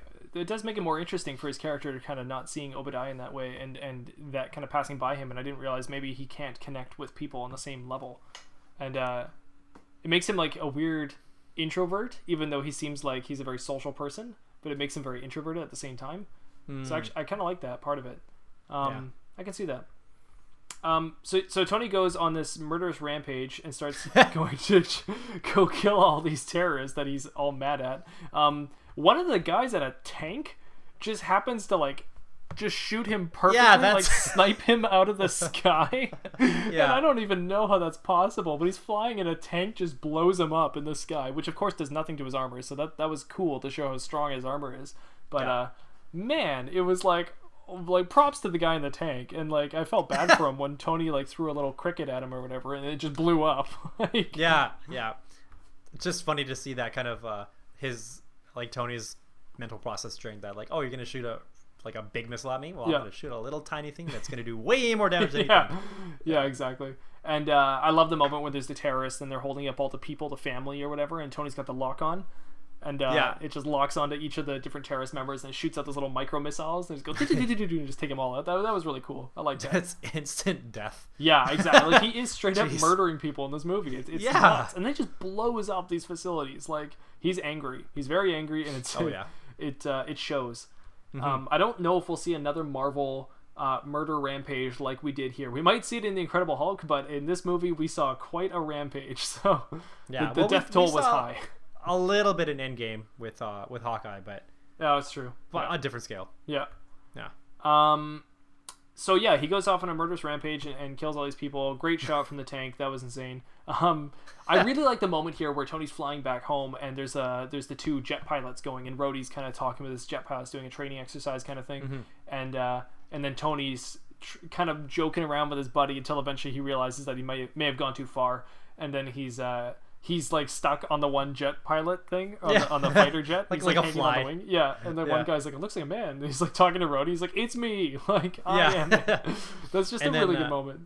And that's where, and you said that you knew the like the one thing you knew about Iron Man before this was the theme. So like the ringtone. The ringtone. Yeah, right. Yeah. That seems to be a thing. I feel like that was a thing back in the 90s or the early 2000s with superhero films. You'd have the ringtone be like a thing. You know, like I feel like in Spider-Man there was like a ding ding ding ding ding ding, and he like answered his cell phone or something. Like, I feel like that was a thing. Otherwise, how else would you know? Like, you need to have some sort of audio source. Yeah. But yeah, I like that moment between him and Rhodey. I thought that was funny. And then when he's like, when he says like, oh, you got to say it's a training exercise, he's like, oh, that'll never work, and that just instantly hard cuts to it was a training exercise. Like, oh, that's really well done. That was funny. Yeah, it was. Yeah, that was a good use of the cut. Much better than the drunk one. Well, that's the end of Act 2. That's really Tony kind of building up his new persona, changing from a non-war perspective to kind of finding himself. Anyway, so we're going to go into Act 3, which I call, it says Jebediah's Revenge. I'm just going to keep that. It's called Jebediah's Revenge. Jebediah's Revenge. Mr. Stark. Yeah? Agent Coulson. Oh, yeah. The guy from... Strategic Homeland Intervention, Enforcement and Logistics Division. Phew. God, you really need a name for that. Yeah, I hear that a lot. Oh, I love that. He's so energetic and excited. He's just a funny little guy. Yeah. I like Coulson. It's funny that he's so energetic, but he's got like a pretty subdued voice. Yeah, exactly. Yeah. And he's a guy of somewhat small stature, but it's a funny character. I like him a lot, and I really especially like him in the first Avengers movie. I really think he shines in that movie. There's so many good lines, but his adoration of Cap is the best part of that. Oh yeah, like he goes all like fanboy and everything. Yeah, it's great. I love that. Yeah. So anyways, we're starting off here with Jebediah. He's actually now Obadiah, but I'm just gonna keep calling him Jebediah because that's what my notes say. He's heading off to the terrorist outpost, and this is a really big reveal of the movie that not only has he kind of been the bad guy to this, he's been the puppeteering. Yeah, exactly. Yeah. Everything we've seen in this movie so far. So he's been working with the terrorists the whole time.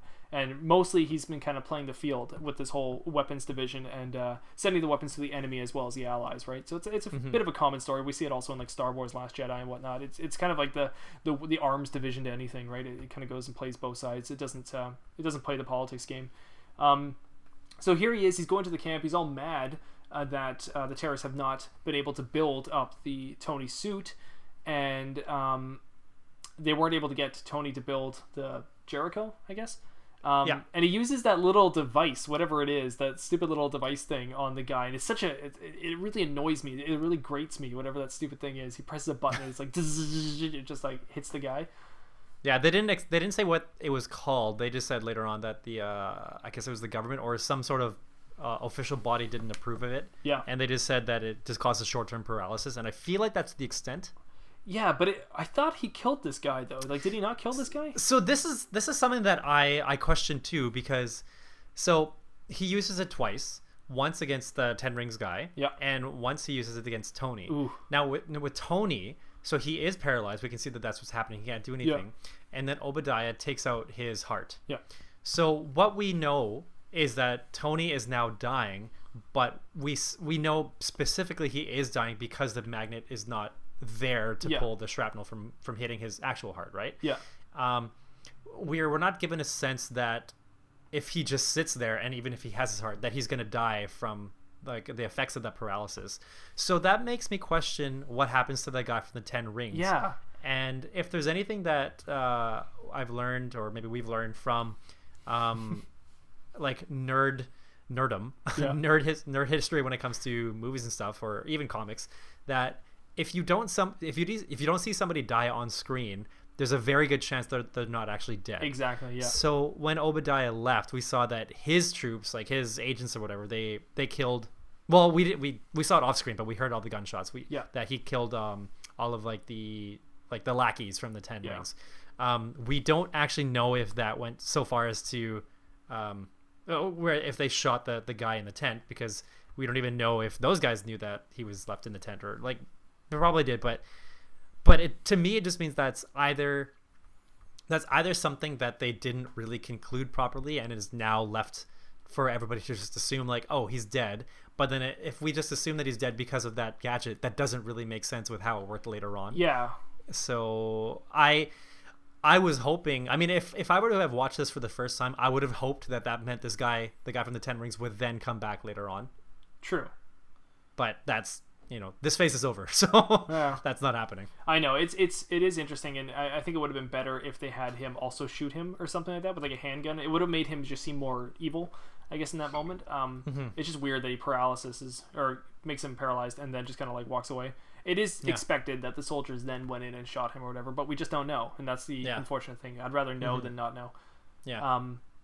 So then moving out of that, we get back into Tony's house. There's some good lines here between Tony and Pepper. Tony's talking to Pepper about what's going on with Obadiah, and he catches her up with everything. She starts to get freaked out about what's going on. This is her job and everything else on the line. It's really right now, it's like dive in with Tony or run away, pretty much. And she starts freaking out. And then Tony's got this really good line where he says, "You stood by my side while I reap the benefits of other people's destruction. I step aside and now you're going to walk out."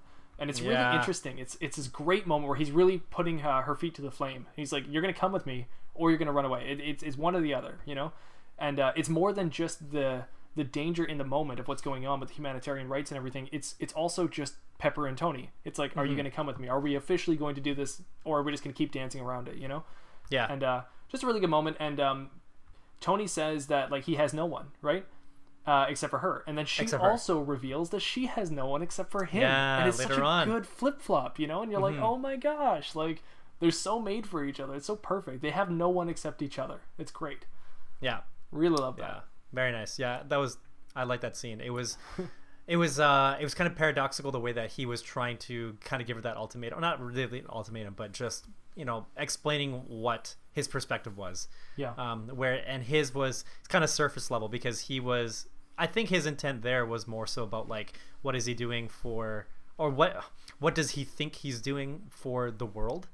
Right. Trying to stop like weapons from being the be all end all kind of thing. Yeah. But her perspective, like what was really important about that interaction for her was what it meant.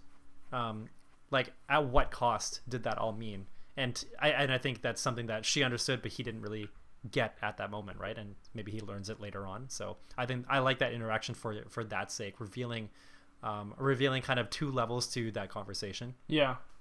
I agree. We get a really interesting scene here now where we go to Stark Industries. Kind of a rare look at Stark Industries. We don't get to see it as much in this movie.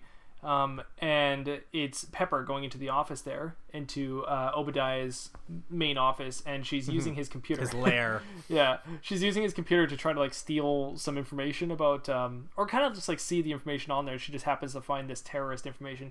I just found the whole GUI to this computer and everything about this scene just seemed really old. Like it all dated it a lot. It was very weird. It's not even that it was old. That totally does not exist. That GUI. It was the weirdest. Yeah. What did she type in? She types in a command. It was like, I can't remember the command. It was like I can't remember. All I remember is that she I just remember that I mean, I guess you could just change the layout, but like it's not very often you're going to see the UI where your mouse goes to the top right, and there you get the options for like changing it to screensaver. Like, where do you see that? Yeah, but it was anyway, very weird. That's a small. What I gotta say about the scene though is I love the tension when she's in there. Oh, yeah. And she's trying to get the files, and then boom, Obadiah's in the office, and you're like, holy smokes! But then you realize that he doesn't know what she's looking at, and this is a really good game of cat and mouse here because Jeff Bridges' acting is so good here. You're not really too sure what he's thinking, and you're not sure if he knows. And it gets to the point where, like, even when he walks right up to the screen, and you're like, did he see it? You know? And she's put the screensaver on, and then it cuts to a POV of Jeff Bridges, and he's like coming around and looks at the screen. It's the hot rod, you know? It's like, the hot rod, wow, like, yeah.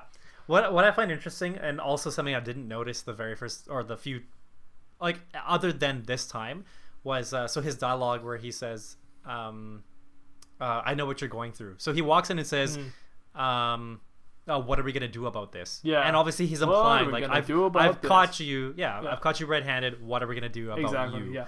Right. And then his next line is, "I know what you're going through." Yeah. And I always thought of that as like, oh, okay, so he's appealing to the emotional aspect, and that's the only thing I ever thought about it. Like, I know what you're going through. Like, mentally, I know what you're going through. And it wasn't until this time, for some reason, I was like, oh, he means like what files you're going thinks, through. Yeah, she thinks he means like, I know what files you're going through, because that's the only thing I have on my computer. Well done. Yeah, it's a double-edged sword with the words there, right? It's smart. Yeah. And then we realize at the end when she cleverly uses the newspaper to grab the USB, her last-ditch effort, and she pulls the USB out, and then Obadiah even gets her one more time because he wants to do his puzzle, and he's like, give me that newspaper, I want to do my puzzle. Which is kind of weird because when he goes to sit at his computer, he throws his paper away. Yeah, right? I know. So, well, like... I think he's onto her every single step of the way there. I think he's onto her every moment, and then he realizes it's not in the paper, and he's like, oh, she got it. Just trying to catch her in a slip or something like that. Yeah. Small detail too. He eats his ice from the scotch there. He just straight up eats the ice. It's really weird. It's a weird little thing. But he just like he's got the ice in his glass, and he holds his glass awkwardly, and then he just drinks it. He's just like eating that ice. And I don't know anybody who drinks scotch that way, but it's just really funny in that scene. He's a very angry man. Yeah, maybe that's like the difference between him as Ironmonger versus Tony as actually it kind of is, as Tony as Iron Man has a little bit more finesse, but Ironmonger is like just big and clunky. Oh yeah, right? He just eats that ice. Well, Tony licks it, you know. Yeah, he slurps a bit. Yeah, he goes around the ice. I also love when Pepper's running for her life. Agent Coulson's there to do the interview, and she's immediately like, "I'm just gonna put this guy in danger. Like, yeah, come with me. Let's do the interview right now." Like, she's in imminent danger at this moment, and she's like, "Yeah, let's do this interview now." And like puts this guy's life in danger. It's like, oh my gosh, like. It would have been great if she knew all about Agent Coulson, though. It would have been great if she could have been like, I'm being chased right now, I need help or something, right? And then he could have pulled up like 5 black vehicles. They all would have like came out of nowhere. They all had guns and stuff like that. It would have been this crazy showdown. If only she knew more about S.H.I.E.L.D. at this moment, that would have been really cool. But I think so. It's probably good that we had to wait a little bit longer to learn exactly what S.H.I.E.L.D. is all about. Otherwise, there's just so many... so many like major layers that we would have learned from this. For us movie. As the audience, you're right. It's a slow burn. We have to slowly be introduced to all this kind of stuff. But just for the sake of the story, in the universe, though, if only Pepper knew who Coulson was at that moment, that would have been very interesting. Yeah. We get to go back to the arc reactor because Obadiah here really wants to get the arc built the same way that Tony did, and he's got these scientists, like you said earlier, trying to build the arc reactor, and we actually get the kid from A Christmas Story. The small kid from the movie A Christmas Story is actually the scientist that he's yelling at in this movie, and with the bald patch and everything. It's so funny looking at it. I was like, oh my gosh. He's also in the movie Elf. He plays one of the elves in that movie, which is a funny little moment, which is also a Jon Favreau film. What's really weird about this scientist character is he actually comes back in Far From Home with Mysterio. There's actually a moment in the bar when Mysterio's talking to all these scientists who all were from Tony Stark's lab. And they all are ex-Tony Stark employees. Well, he comes back and plays one of those scientists. So it's actually a really weird callback. But so from movies 1 to 23, it's the same character. Wow. Yeah. Oh, interesting. That's very interesting callback. Yeah. We also get the best line in the whole movie. You've highlighted here. Do you want to take a stab at it? Tony Stark was able to build this in a cave with a box of scraps. Tony Stark was able to build this in a cave. with a box of scraps. Like, the way he delivers that is great. It's probably the best line. Like, it's so funny. He's so angry, and you just feel that raw emotion. But I just love that line. Yeah, that's a good line. Yeah. So that's a really good moment there. Scraps. With a box of scraps. I love that. He has one more good line before the end of this movie too. So we get to go to the most chilling scene in the whole movie here. So back at Tony's house, it's this weird cut where Tony's just kind of drinking scotch. He's probably licking the ice cubes there. And out of nowhere, Jebediah is also in this scene. It just kind of clicks his little buzz thingy. He's also right at his ear and like hits him. And instantly Tony's paralyzed. And the camera is so smart here. They do that like Dutch angle where it instantly like rotates and does that like awkward like rotated camera angle. So Jebediah is looking like huge and like down on Tony as he's like Tony, and he's like pulling out his heart at this moment. And it's so creepy. It's really well done. Yeah. Yeah. His Jeff Bridges' voice, it's just so suited for like the background puppet like evil guy. Like he's not so forward in if he had like a much deeper voice, like when he becomes the Ironmonger, like they kind of lower his voice and it becomes like more growly, and it's obvious that he is the antagonist. But I think because like his voice is like kind of raspy and deep enough that like you wouldn't necessarily, like you might suspect him, but you would also question like, is he really, what are his true motives? Like I like, and just his acting overall, I think he did a really good job of just portraying that character. Yeah No, I agree. I think his mannerisms and his character is really well done there. This scene is really one of his better scenes for just like being intimidating and like the antagonist. He doesn't get much of that in this movie, unfortunately. It's really short, but this is just a good moment of it. It's really creepy and it's just a good scene. Just him pulling out the heart and like you feeling vulnerable along with Tony there. It's just a really good moment. I remember this in the theater, just kind of feeling like really like what is he gonna do? Like in this moment I kind of forget about all the other stuff in his lab and all that, and I'm just thinking like there's no way out of this. Like without the heart he's dead, right? So the heart reactor, I should call it. The heart reactor. But yeah, him like crawling down to his lab and stuff. I'm like, what is he gonna do? And then when it shows the proof that Tony Stark had a heart thing, and he's got his other heart in there that Pepper had pulled from him, I'm like, oh my god, right. Like I forgot. Like, and okay, so I had two kind of like gripes with this scene. Okay, one actual gripe and one not really a gripe, but just like, well, he should have. Okay, so as he's crawling, he pushes away his little like wheelie cart. The thing that people like, the mechanics that lie on their back and they go under a car, right? That's how they get around really quickly. Yeah. That would have worked well in this moment. It took so much effort to crawl, and he pushed that thing away. If he just got on top of it, you know how much more it would have been so easy for him to get to his heart. He just have to push a little bit, and he would stride all the way there. So he'd be like one of Sid's toys in Toy Story. The one that's got the rolly thing, and he's on the skateboard, and he's able to like. Roll. Oh yeah. He'd be he's just like these giant arms. Yeah. Right. Yeah. So like that would have been. I mean, in the heat of the moment, obviously you have one goal and you can't really, like, you're dying, so you can't really think about stuff like that. But I'm not dying, and I'm watching this thinking he should have done that anyway. I like the moment. Sorry, I like the moment that Rhodey shows up. I don't like the moment that Tony's the one who put the heart in, though. It's like, why isn't it Rhodey that put the heart into him? That's my second gripe, because he needed Pepper to put it in. Yeah. Like the second heart, or the third. This very one. Heart. The one this is his. In. Well, the one he's putting back in is the one she took out, right? Yeah. So this is, I guess his third. This is his official third heart. His fourth one got taken by. This is his second heart. This is his second heart. Yeah. Sorry, yeah. This is the one that he built with the box full of scraps. Yeah, right. So, so he needed Pepper to install it in him, and he made it seem like he really couldn't do it himself. And so now we see him all of a sudden. It's in him, and it's missing this great like friend moment where his friend could have put the heart back in his chest for him. He would have had a moment where Pepper helps him take out the heart, and another moment where Rhodey helps him put in the heart. It would have been another good moment. But it's weird that they kind of robbed Rhodey of this scene. It almost seems like they were going to do it too, and then possibly just filmed another scene of it already being done to kind of rush along the ending a little bit. It's very strange. Tony kind of just like needs Rhodey to just like give him a pep talk is really all it is.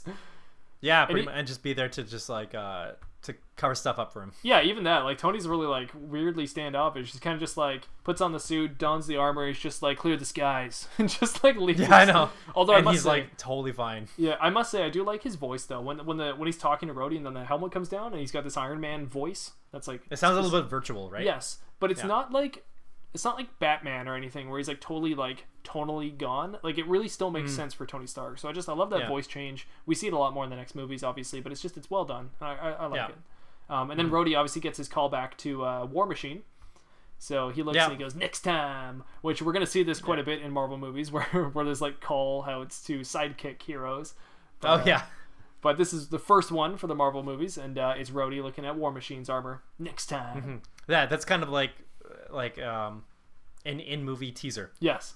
Kind of thing. Unfortunately, there's no next time for this actor because he never joins the Marvel movies anytime after this. Nope. Yeah, there was no more next time for Terrence Howard. But Oh well. Then we go to the last scene. Pretty much the last scene. It's the big fight battle scene here. So we're at the Arc Reactor again in Stark Industries. We got Pepper Potts, and she's running from Ironmonger, and he's doing his whole like, suddenly I'm the villain of this movie and I'm just gonna destroy everything, even though there's no rhyme or reason to it. I'm just bad now. So he gets in this machine, he scares Pepper, and he starts ripping things apart and destroying things. Your services are no longer required, he gets to say, which is probably his other best line in this movie. Can I just, I'm going to pause there because just before this moment, so couple things. I think when Rhodey is talking to Tony just before Tony gets in the suit and leaves, he asks like, where's Pepper?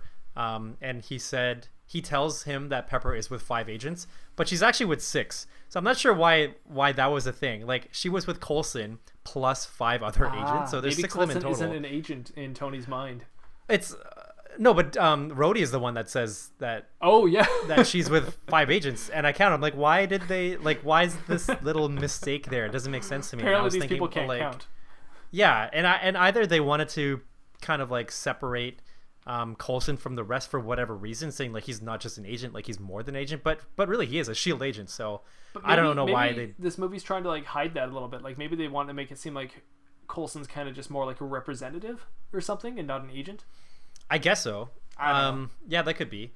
And then the other thing, which I thought was really cool, and I assume they did this on purpose later on when we see in Avengers, but that scene where Ironmonger is chasing Pepper Potts like down the hall. Yeah. To me, reminds me so much of in Avengers on the helicarrier where Hulk is chasing Black Widow. Oh, you're right. It's very similar, isn't it? Yeah, I think it is. That. Yeah. No, it is a very similar scene. Yeah, you're right. It's even got that creepy vibe to it beforehand too, when she's like looking for Hulk kind of thing, and then he comes flying out at her. Yeah, because it's not like in a dark area per se, but it is full of. It looks like very like industrial, right? Yeah. There's like metal everywhere, and it's like tight quarters. Yeah. Yeah, and then the same camera angle too that we see like Black Widow and Pepper Potts. They're more towards like the bottom of the screen, like closer to the audience, closer to the camera, and then the Ironmonger and Hulk are the ones that are coming towards you at the audience. So yeah, we get a few interesting moments in this fight scene. Obviously Tony comes to save the day from Pepper, who's being chased by the giant big baddie. It's kind of like, it gets really cliche, even though I don't want to make fun of the movie for being cliche, but it gets really kind of cliche because it is just like the main bad guy who's just for some reason evil and a brute, even though it doesn't really make sense. Like, I don't know what Obadiah's plan is here. Like, no matter what he does, he's just going to go to jail in the end, isn't he? Like, he's not doing anything here that makes any sense. And Tony's coming just to save the damsel in distress kind of thing. It gets really old school here in this moment. Right. I see what you mean. I guess actually that's true, yeah, because it would be weird for him to think that all of a sudden with all this power he could just get away with it. Yeah, but no, he can't. Like, and it was a really weird moment where he's chasing Tony, and then like a car comes up, a family, and then like Tony tries to save this family car kind of thing. Actually no, what happens is Obadiah grabs this car that's full of like people in it, and he throws it, and then Tony catches it to save his people. Like, what was Obadiah's plan there though? Was he just gonna murder a bunch of random civilians? Like, he went from like just this like regular dude to now the antagonist of the film to now just like a monster by the end of it. And it's a really quick sudden shift, and this is kind of the biggest issue with these Marvel movies sometimes, is they don't know how to do their villains, because we've got a great movie so far, but unfortunately we don't have a villain that matches Iron Man, and we're trying to throw one in, but it doesn't really make sense to his character arc. This is why I think the other character from the terrorist group at the beginning should have been the villain. He's somebody that went through the whole movie with us, I think, and it would make more sense if like he had done something with the Ironmonger suit or something, maybe, I guess, to fight Tony throughout this whole thing. Yeah, and the way they painted Mysterio later on, it would have made more sense for him to be the villain. Yeah. Yeah. So it is. And it is just a little bit weird of a fight scene. That being said, they do get to battle, and there's some good moments. The icing with the suit, when Tony says, like, how'd you solve the icing problem? That's good. Mm-hmm. Yeah. I do like when Tony says divert all power to the chest piece or whatever. And like I think that's what causes him to drop the car. Yeah, that's really smart. I love that moment because it's just sort of like I wrote in my notes here. It's like a brains over brawn moment. Like Ironmonger obviously has the better suit, the stronger suit, but Iron Man's got all the thought. He's got all the brains behind it, and that's a good moment where he's just like divert all power to the chest, and it's like choom, he just shoots this chest arc out, and it just hits him. He's not expecting it at all, and he drops the car. It's so good. That's actually very similar to what I wrote down too, in that this fight is really like the only way that he can win is he can't overpower him, obviously. Like he has to use his wit. Yeah. Like he has to think his way through. He has to be really creative. Yes. And I was thinking that by this point we've seen him kind of be innovative in the way that he uses his tech, and obviously he didn't mean to like weaponize everything from the beginning. But the thing is, like, he's been around weapons pretty much all of his life because that's like the core of Stark Industries, right? They power things, but they support the military. So I feel like maybe that is enough exposure to explain why he can be so tactical with what he's doing. Because even when he, like if we go back a little bit, when he is when they do that quote unquote training exercise where it's him against like the two fighter pilots, right? As he's coming back from Afghanistan, or is it Afghanistan or somewhere else? And he, they lock on a missile. And he knows it, and so he deploys flares. But like in the moment, had you not had some sort of experience knowing like what goes on in that kind of situation, like would you really think to do flares, or would you just think, okay, I just got to fly faster? Right. So I think that we definitely, I think they did a good job leading up to the point where he would have to rely on his brain really to win in the situation. Mm-hmm. And there's one thing I want to mention, but I'll wait till we get there. I think we're just about there, but anyway. Okay. Yeah, I'm just trying to think about next. Oh yeah, Obadiah's got these funny puns that he's saying throughout this, like, for all these years I've been holding you up, and he's like holding up Iron Man. It's this dumb like pun thing. I just don't think it lands. It looks kind of stupid. All these years I've been holding you, and he's just holding up Iron Man. And I don't know. I think they were trying to go for something more witty than that, and it doesn't land for me at least. Mm-hmm.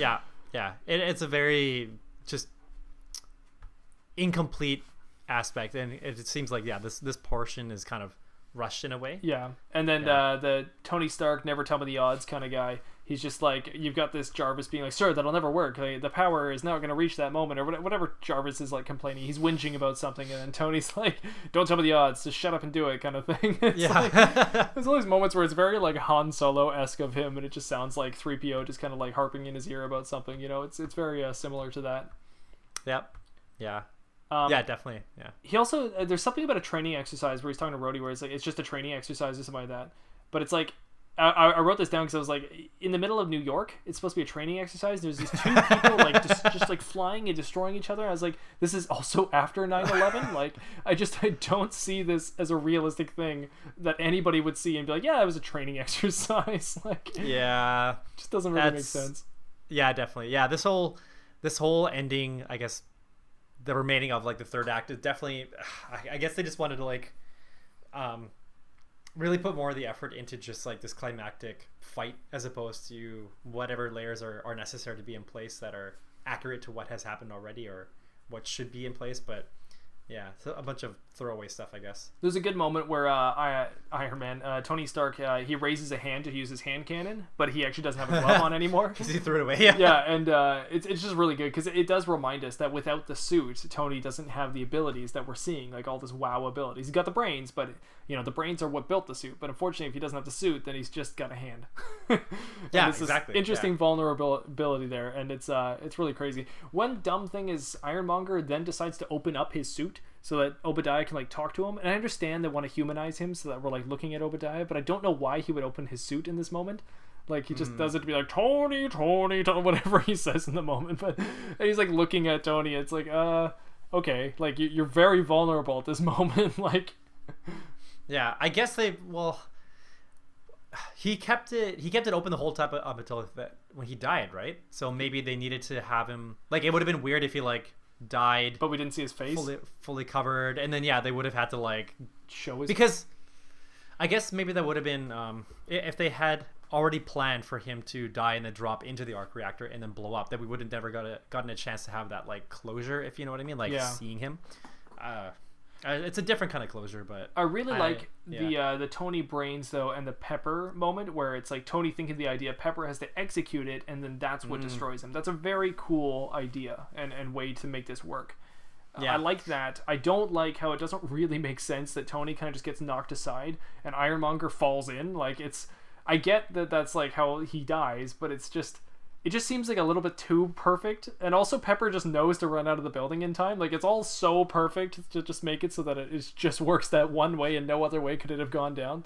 And also when she argues like she doesn't want to do it yet because she knows that Tony is on like the he's building. he's in like an exposure place, and she said like, no, you'll die. Does she really know that he would die? Like did he explain, like, because there wasn't a lot of like thought that went in this scene, like exactly he just knows, but how does she know? So I don't know. I mean, if the case is that everybody knows that this is what's going to happen, that he dies, then I would say that is an interesting way to end this first movie, because that means if he's doing it knowing that he's going to die, he's already sacrificing himself. Yeah.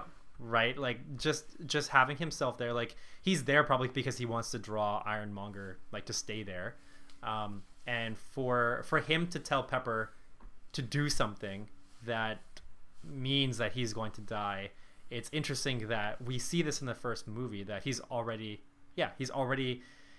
feeling compassion for maybe, or he's already growing like a strong sense of morals, that he has to do something for the greater good, like it goes beyond his own life, right? So we see that sacrificial nature already, even though we don't get that, maybe we don't get that a lot, unless I just can't recall correctly for like the remaining movies that we see. But then I really found that interesting that they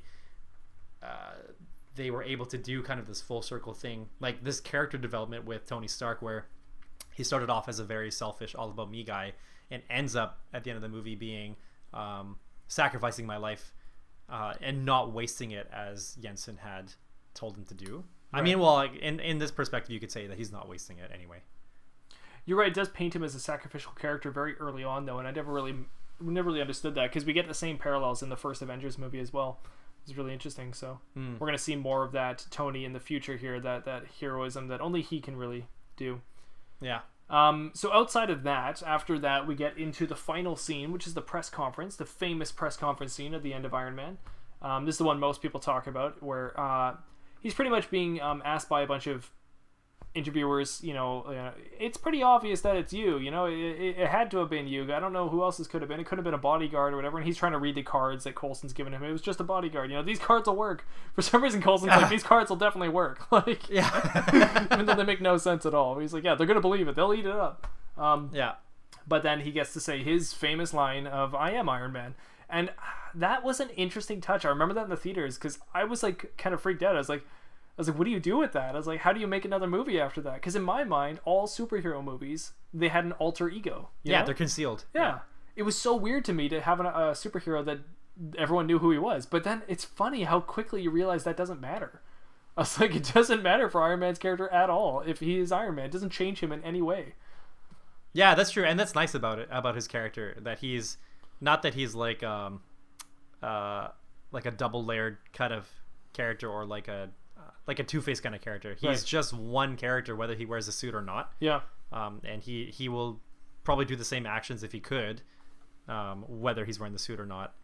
And I was also really weirded out when that happened too, when he revealed himself. I think I was in the theater thinking like, what? Yeah. Really?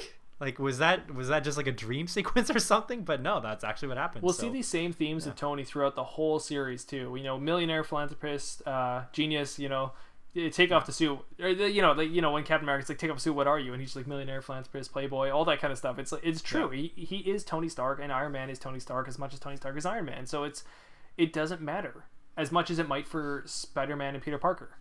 Mm-hmm. But yeah, it's an interesting ending to the movie. I really enjoy it. I like his little quirk to it. Apparently, when filming that, they told all the actors that this was actually a dream sequence, so none of the actors could leak this information out to anybody, saying this is how the movie's going to end. So they had to pretend to all the cast what was going on, so that nobody knew what was happening. Whoa! Yeah. What the? So it's kind of funny. So all the people, the interviewers and all that, they just thought this was a dream sequence that Tony was dreaming. Oh, that's so interesting. Yeah.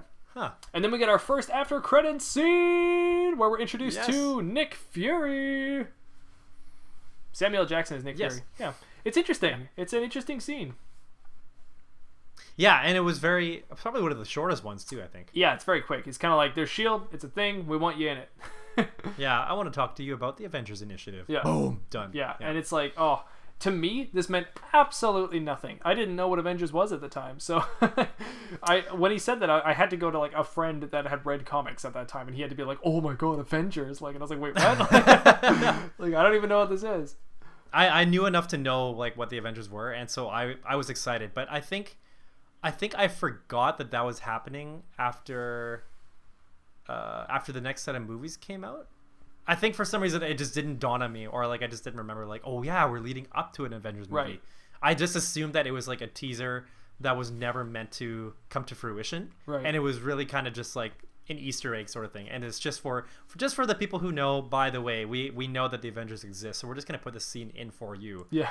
I never, until they actually until trailers were available for the Avengers movie, I had no idea that it was going to be coming into place. So yeah, so I think seeing that scene for me was kind of like, oh cool, and then that was it.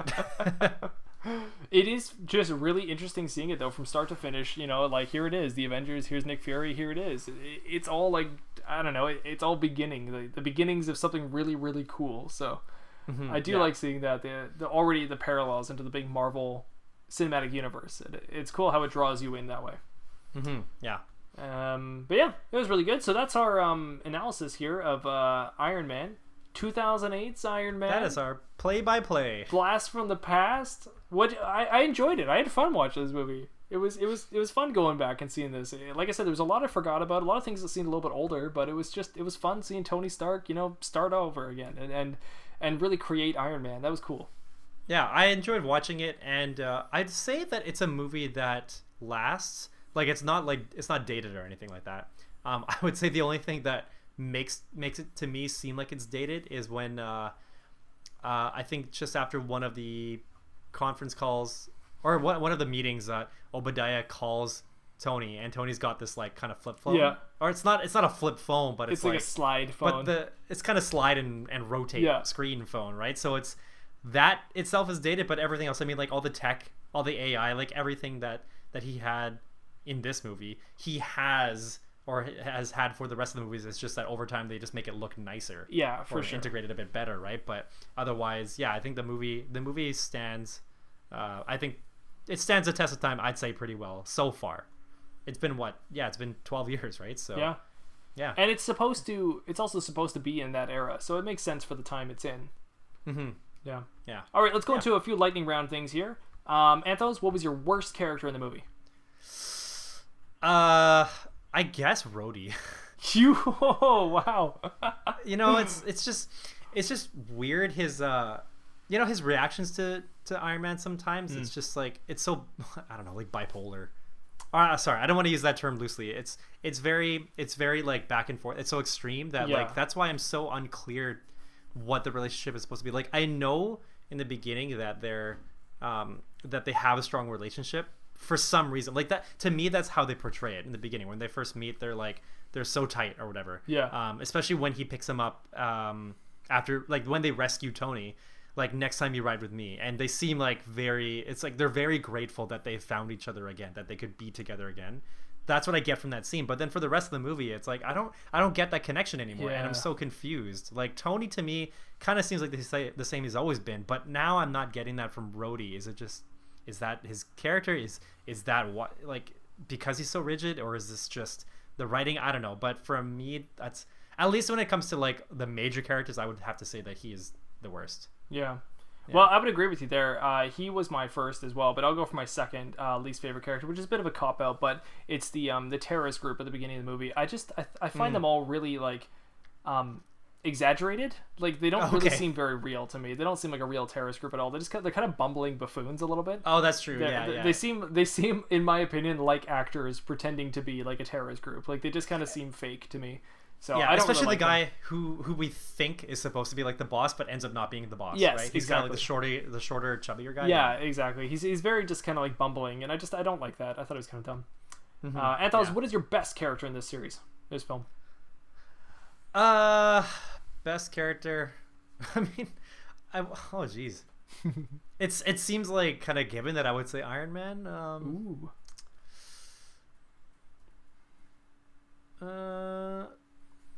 I probably would say Iron Man. Yeah, I would say the best character only because there's a lot more airtime for him to learn more about him and to see him go through his arc and develop and learn, but also keep some of the elements that remain, like in the end when he doesn't read the cue cards, same old Tony Stark doing it his way. Yeah. And I think I really like that about him, that even though he's gone through the tests and he's learned from them and he's changed perspective, he's still Tony at the heart of it. Yeah. At the heart of it. So Ooh. I would go, I'm gonna go with Tony Stark, Iron Man. Well done. I will go not with Tony, but I will go with a very. It shocked me how much I like this character this film, but I'm gonna go with Jensen. I really liked him. Oh, nice. Yeah. Oh, he was a great. good character, and I was really touched by him. I really liked all the scenes with him and Tony, and he does build up Tony to be what he is. And it's funny thinking about how his line can reverberate through Tony all the way up until the end with Endgame. So it is interesting how from start to finish, it's his arc, not Jensen's, but it's Tony's arc. But it's starting with that moment with Jensen's death. So Yeah. good character. Good He's not in point. the movie long, and he really sticks with you. So good character. Yeah, that's true. Yeah. Yeah. Very lasting. Cool. Do you want to go? We've got a few other questions on here. Do you want to ask these ones? Sure. So one thing I was thinking, we have already seen, or for those who have seen all of the MCU, we know exactly what the movie led to, whether it had its own sequel or if there were calls to other movies. Say like Avengers would be like the next biggest one, because they literally bring the character in. But other than what we have seen, pretend that Iron Man was the first and only movie that we had seen up until this point. What direction do you think a sequel could have gone? That is tough to say. It's really hard to not think about the other Marvel films. But I think steering into the Shield and Avengers universe, maybe not knowing which characters we would also bring into this. But I would really steer more into that. And it's funny because Iron Man 2 actually does do that, I guess. But yeah, I'd bring in the Nick Fury into the role, or into the movie. I'd bring in the Coulson into the movie more, and then I'd bring in one more hero. Now I know they do that with Black Widow anyways, but still, I'd bring in one more hero that's maybe similar, and make that kind of the forefront of the story. And Tony learning more about working in a team, maybe in that. That's probably the direction I go in. Okay, yeah, that makes sense. A little bit similar to what they did anyways, but still, that's the direction I would go in. Well, in Iron Man 2, he hadn't... Was Iron Man 2 just after Avengers? No, Or that's was it just before? Just before Avengers. Okay. Yeah, I can't remember my timeline. Because then, if that's the case, he didn't really have a team, per se, that he was working with in Iron Man 2, right? No, it's just that they bring in Nick Fury, Black Widow, Coulson, all into that movie. The movie's more about Iron Man and his drinking problem, I believe, and like his loss of interest in everything. He's also got that weird disease going on. He starts drinking like an energy drink kind of thing, like a protein drink or something like that to make him feel better or something. His arc reactor is like screwing up. Yeah, we'll get into it obviously in this marathon, but yeah. No, are you sure? I think that's in Iron Man 3, because in Iron Man 3 it's kind of like his ability to get past the mechanical heart, and like he removes it, right? That's in 3, but in 2 he's got like 2's the one where he looks at his chest and it's got the blue veins coming up out of the arc reactor and stuff. Oh, for some reason I thought it's like a blood disease that happens from it or something. I see. Okay. Well, I guess if I were to put together, or if I were to think what sequel would make sense, it probably would have been. It's hard for me to say that what he did in Afghanistan or like in the Middle East just ended there, like after he had gone there and like saved people and like killed terrorists. Like I kind of feel like they would have, like they knew who Tony Stark was already, right? Like when they showed the video that that Pepper was downloading, Right. they were paid to kidnap somebody. They didn't know that it was going to be Tony Stark, but they knew Tony Stark existed, so they knew about him. And it's hard for me to say that with all of the 10 rings. Like, if that guy was part of the 10 rings, he must be one of 10. So there must be 9 other rings or 9 other, like, factions, I guess. I would have expected more to come out from them, knowing that, you know, that Tony came and killed a bunch of those guys, and they would want to exact revenge. And they had the means to, like, build technology or build, like, similar missiles and stuff. I guess Tony destroyed all of it, but I feel like they would have... They seem to me the kind that persist, because they ended up like looking for all of like Tony's parts, like the Mark 1 parts and everything. So to me, it would have made more sense to have something more developed out of that, like kind of more to like a greater picture. Right. And then I think to that end would have been a good chance to see Rhodey as War Machine, because he had already asked Rhodey to be a part of like a project in this movie. So it's something that was kind of like in Rhodey's head.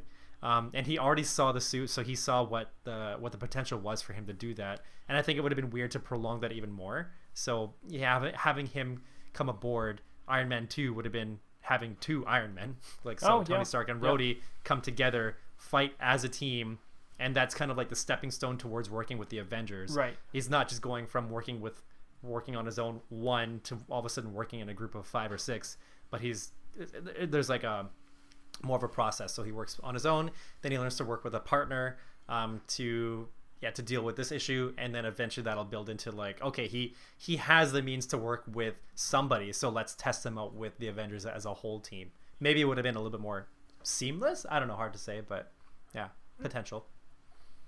That makes sense. Yep. Yeah. Thanks. All right. And oh yeah, and then my the next one I posed. So this was a little bit difficult to really put into words that would be concise. Actually, I think you kind of put it into better words. Do you mind, or do you remember how you said it? I was saying, like, on a scale of stands alone to you need to watch the other Marvel movies to understand this one, where would you slot this one in? Yeah, that's basically the point. Like, Yeah, how does this movie fare as a standalone, knowing that there is like a bigger picture? Yeah. And especially when you think of comics, when you read one comic issue, chances are that, in my experiences, they don't wrap up in one issue, and you know that you're going to have to read along for the next like several issues. So journeying through that is a little bit different from watching a movie, like sitting down for 2 hours, right? Watching a movie. So I don't know, how would you rate this in terms of that being able to carry on its own, or being a part of the bigger picture? Well, let's say, just for the sake of putting a number down, so 0 is part of the whole universe. Like, you would need to watch other movies to even understand this one at all, and 10 is completely stands alone. So I can like represent it with a number, I guess. I would say this is like 10. Like, this is like as much standalone as it can be, mostly because it has to be. It starts the whole thing off, right? Mm-hmm. But it really is like, you don't need to know anything. Like, I came into this movie blind entirely from all Marvel knowledge or anything, and this movie teaches you everything you need to know. So I think you don't need to know anything else, and it's as much as it can be a standalone film. Okay. I guess I would see that, like,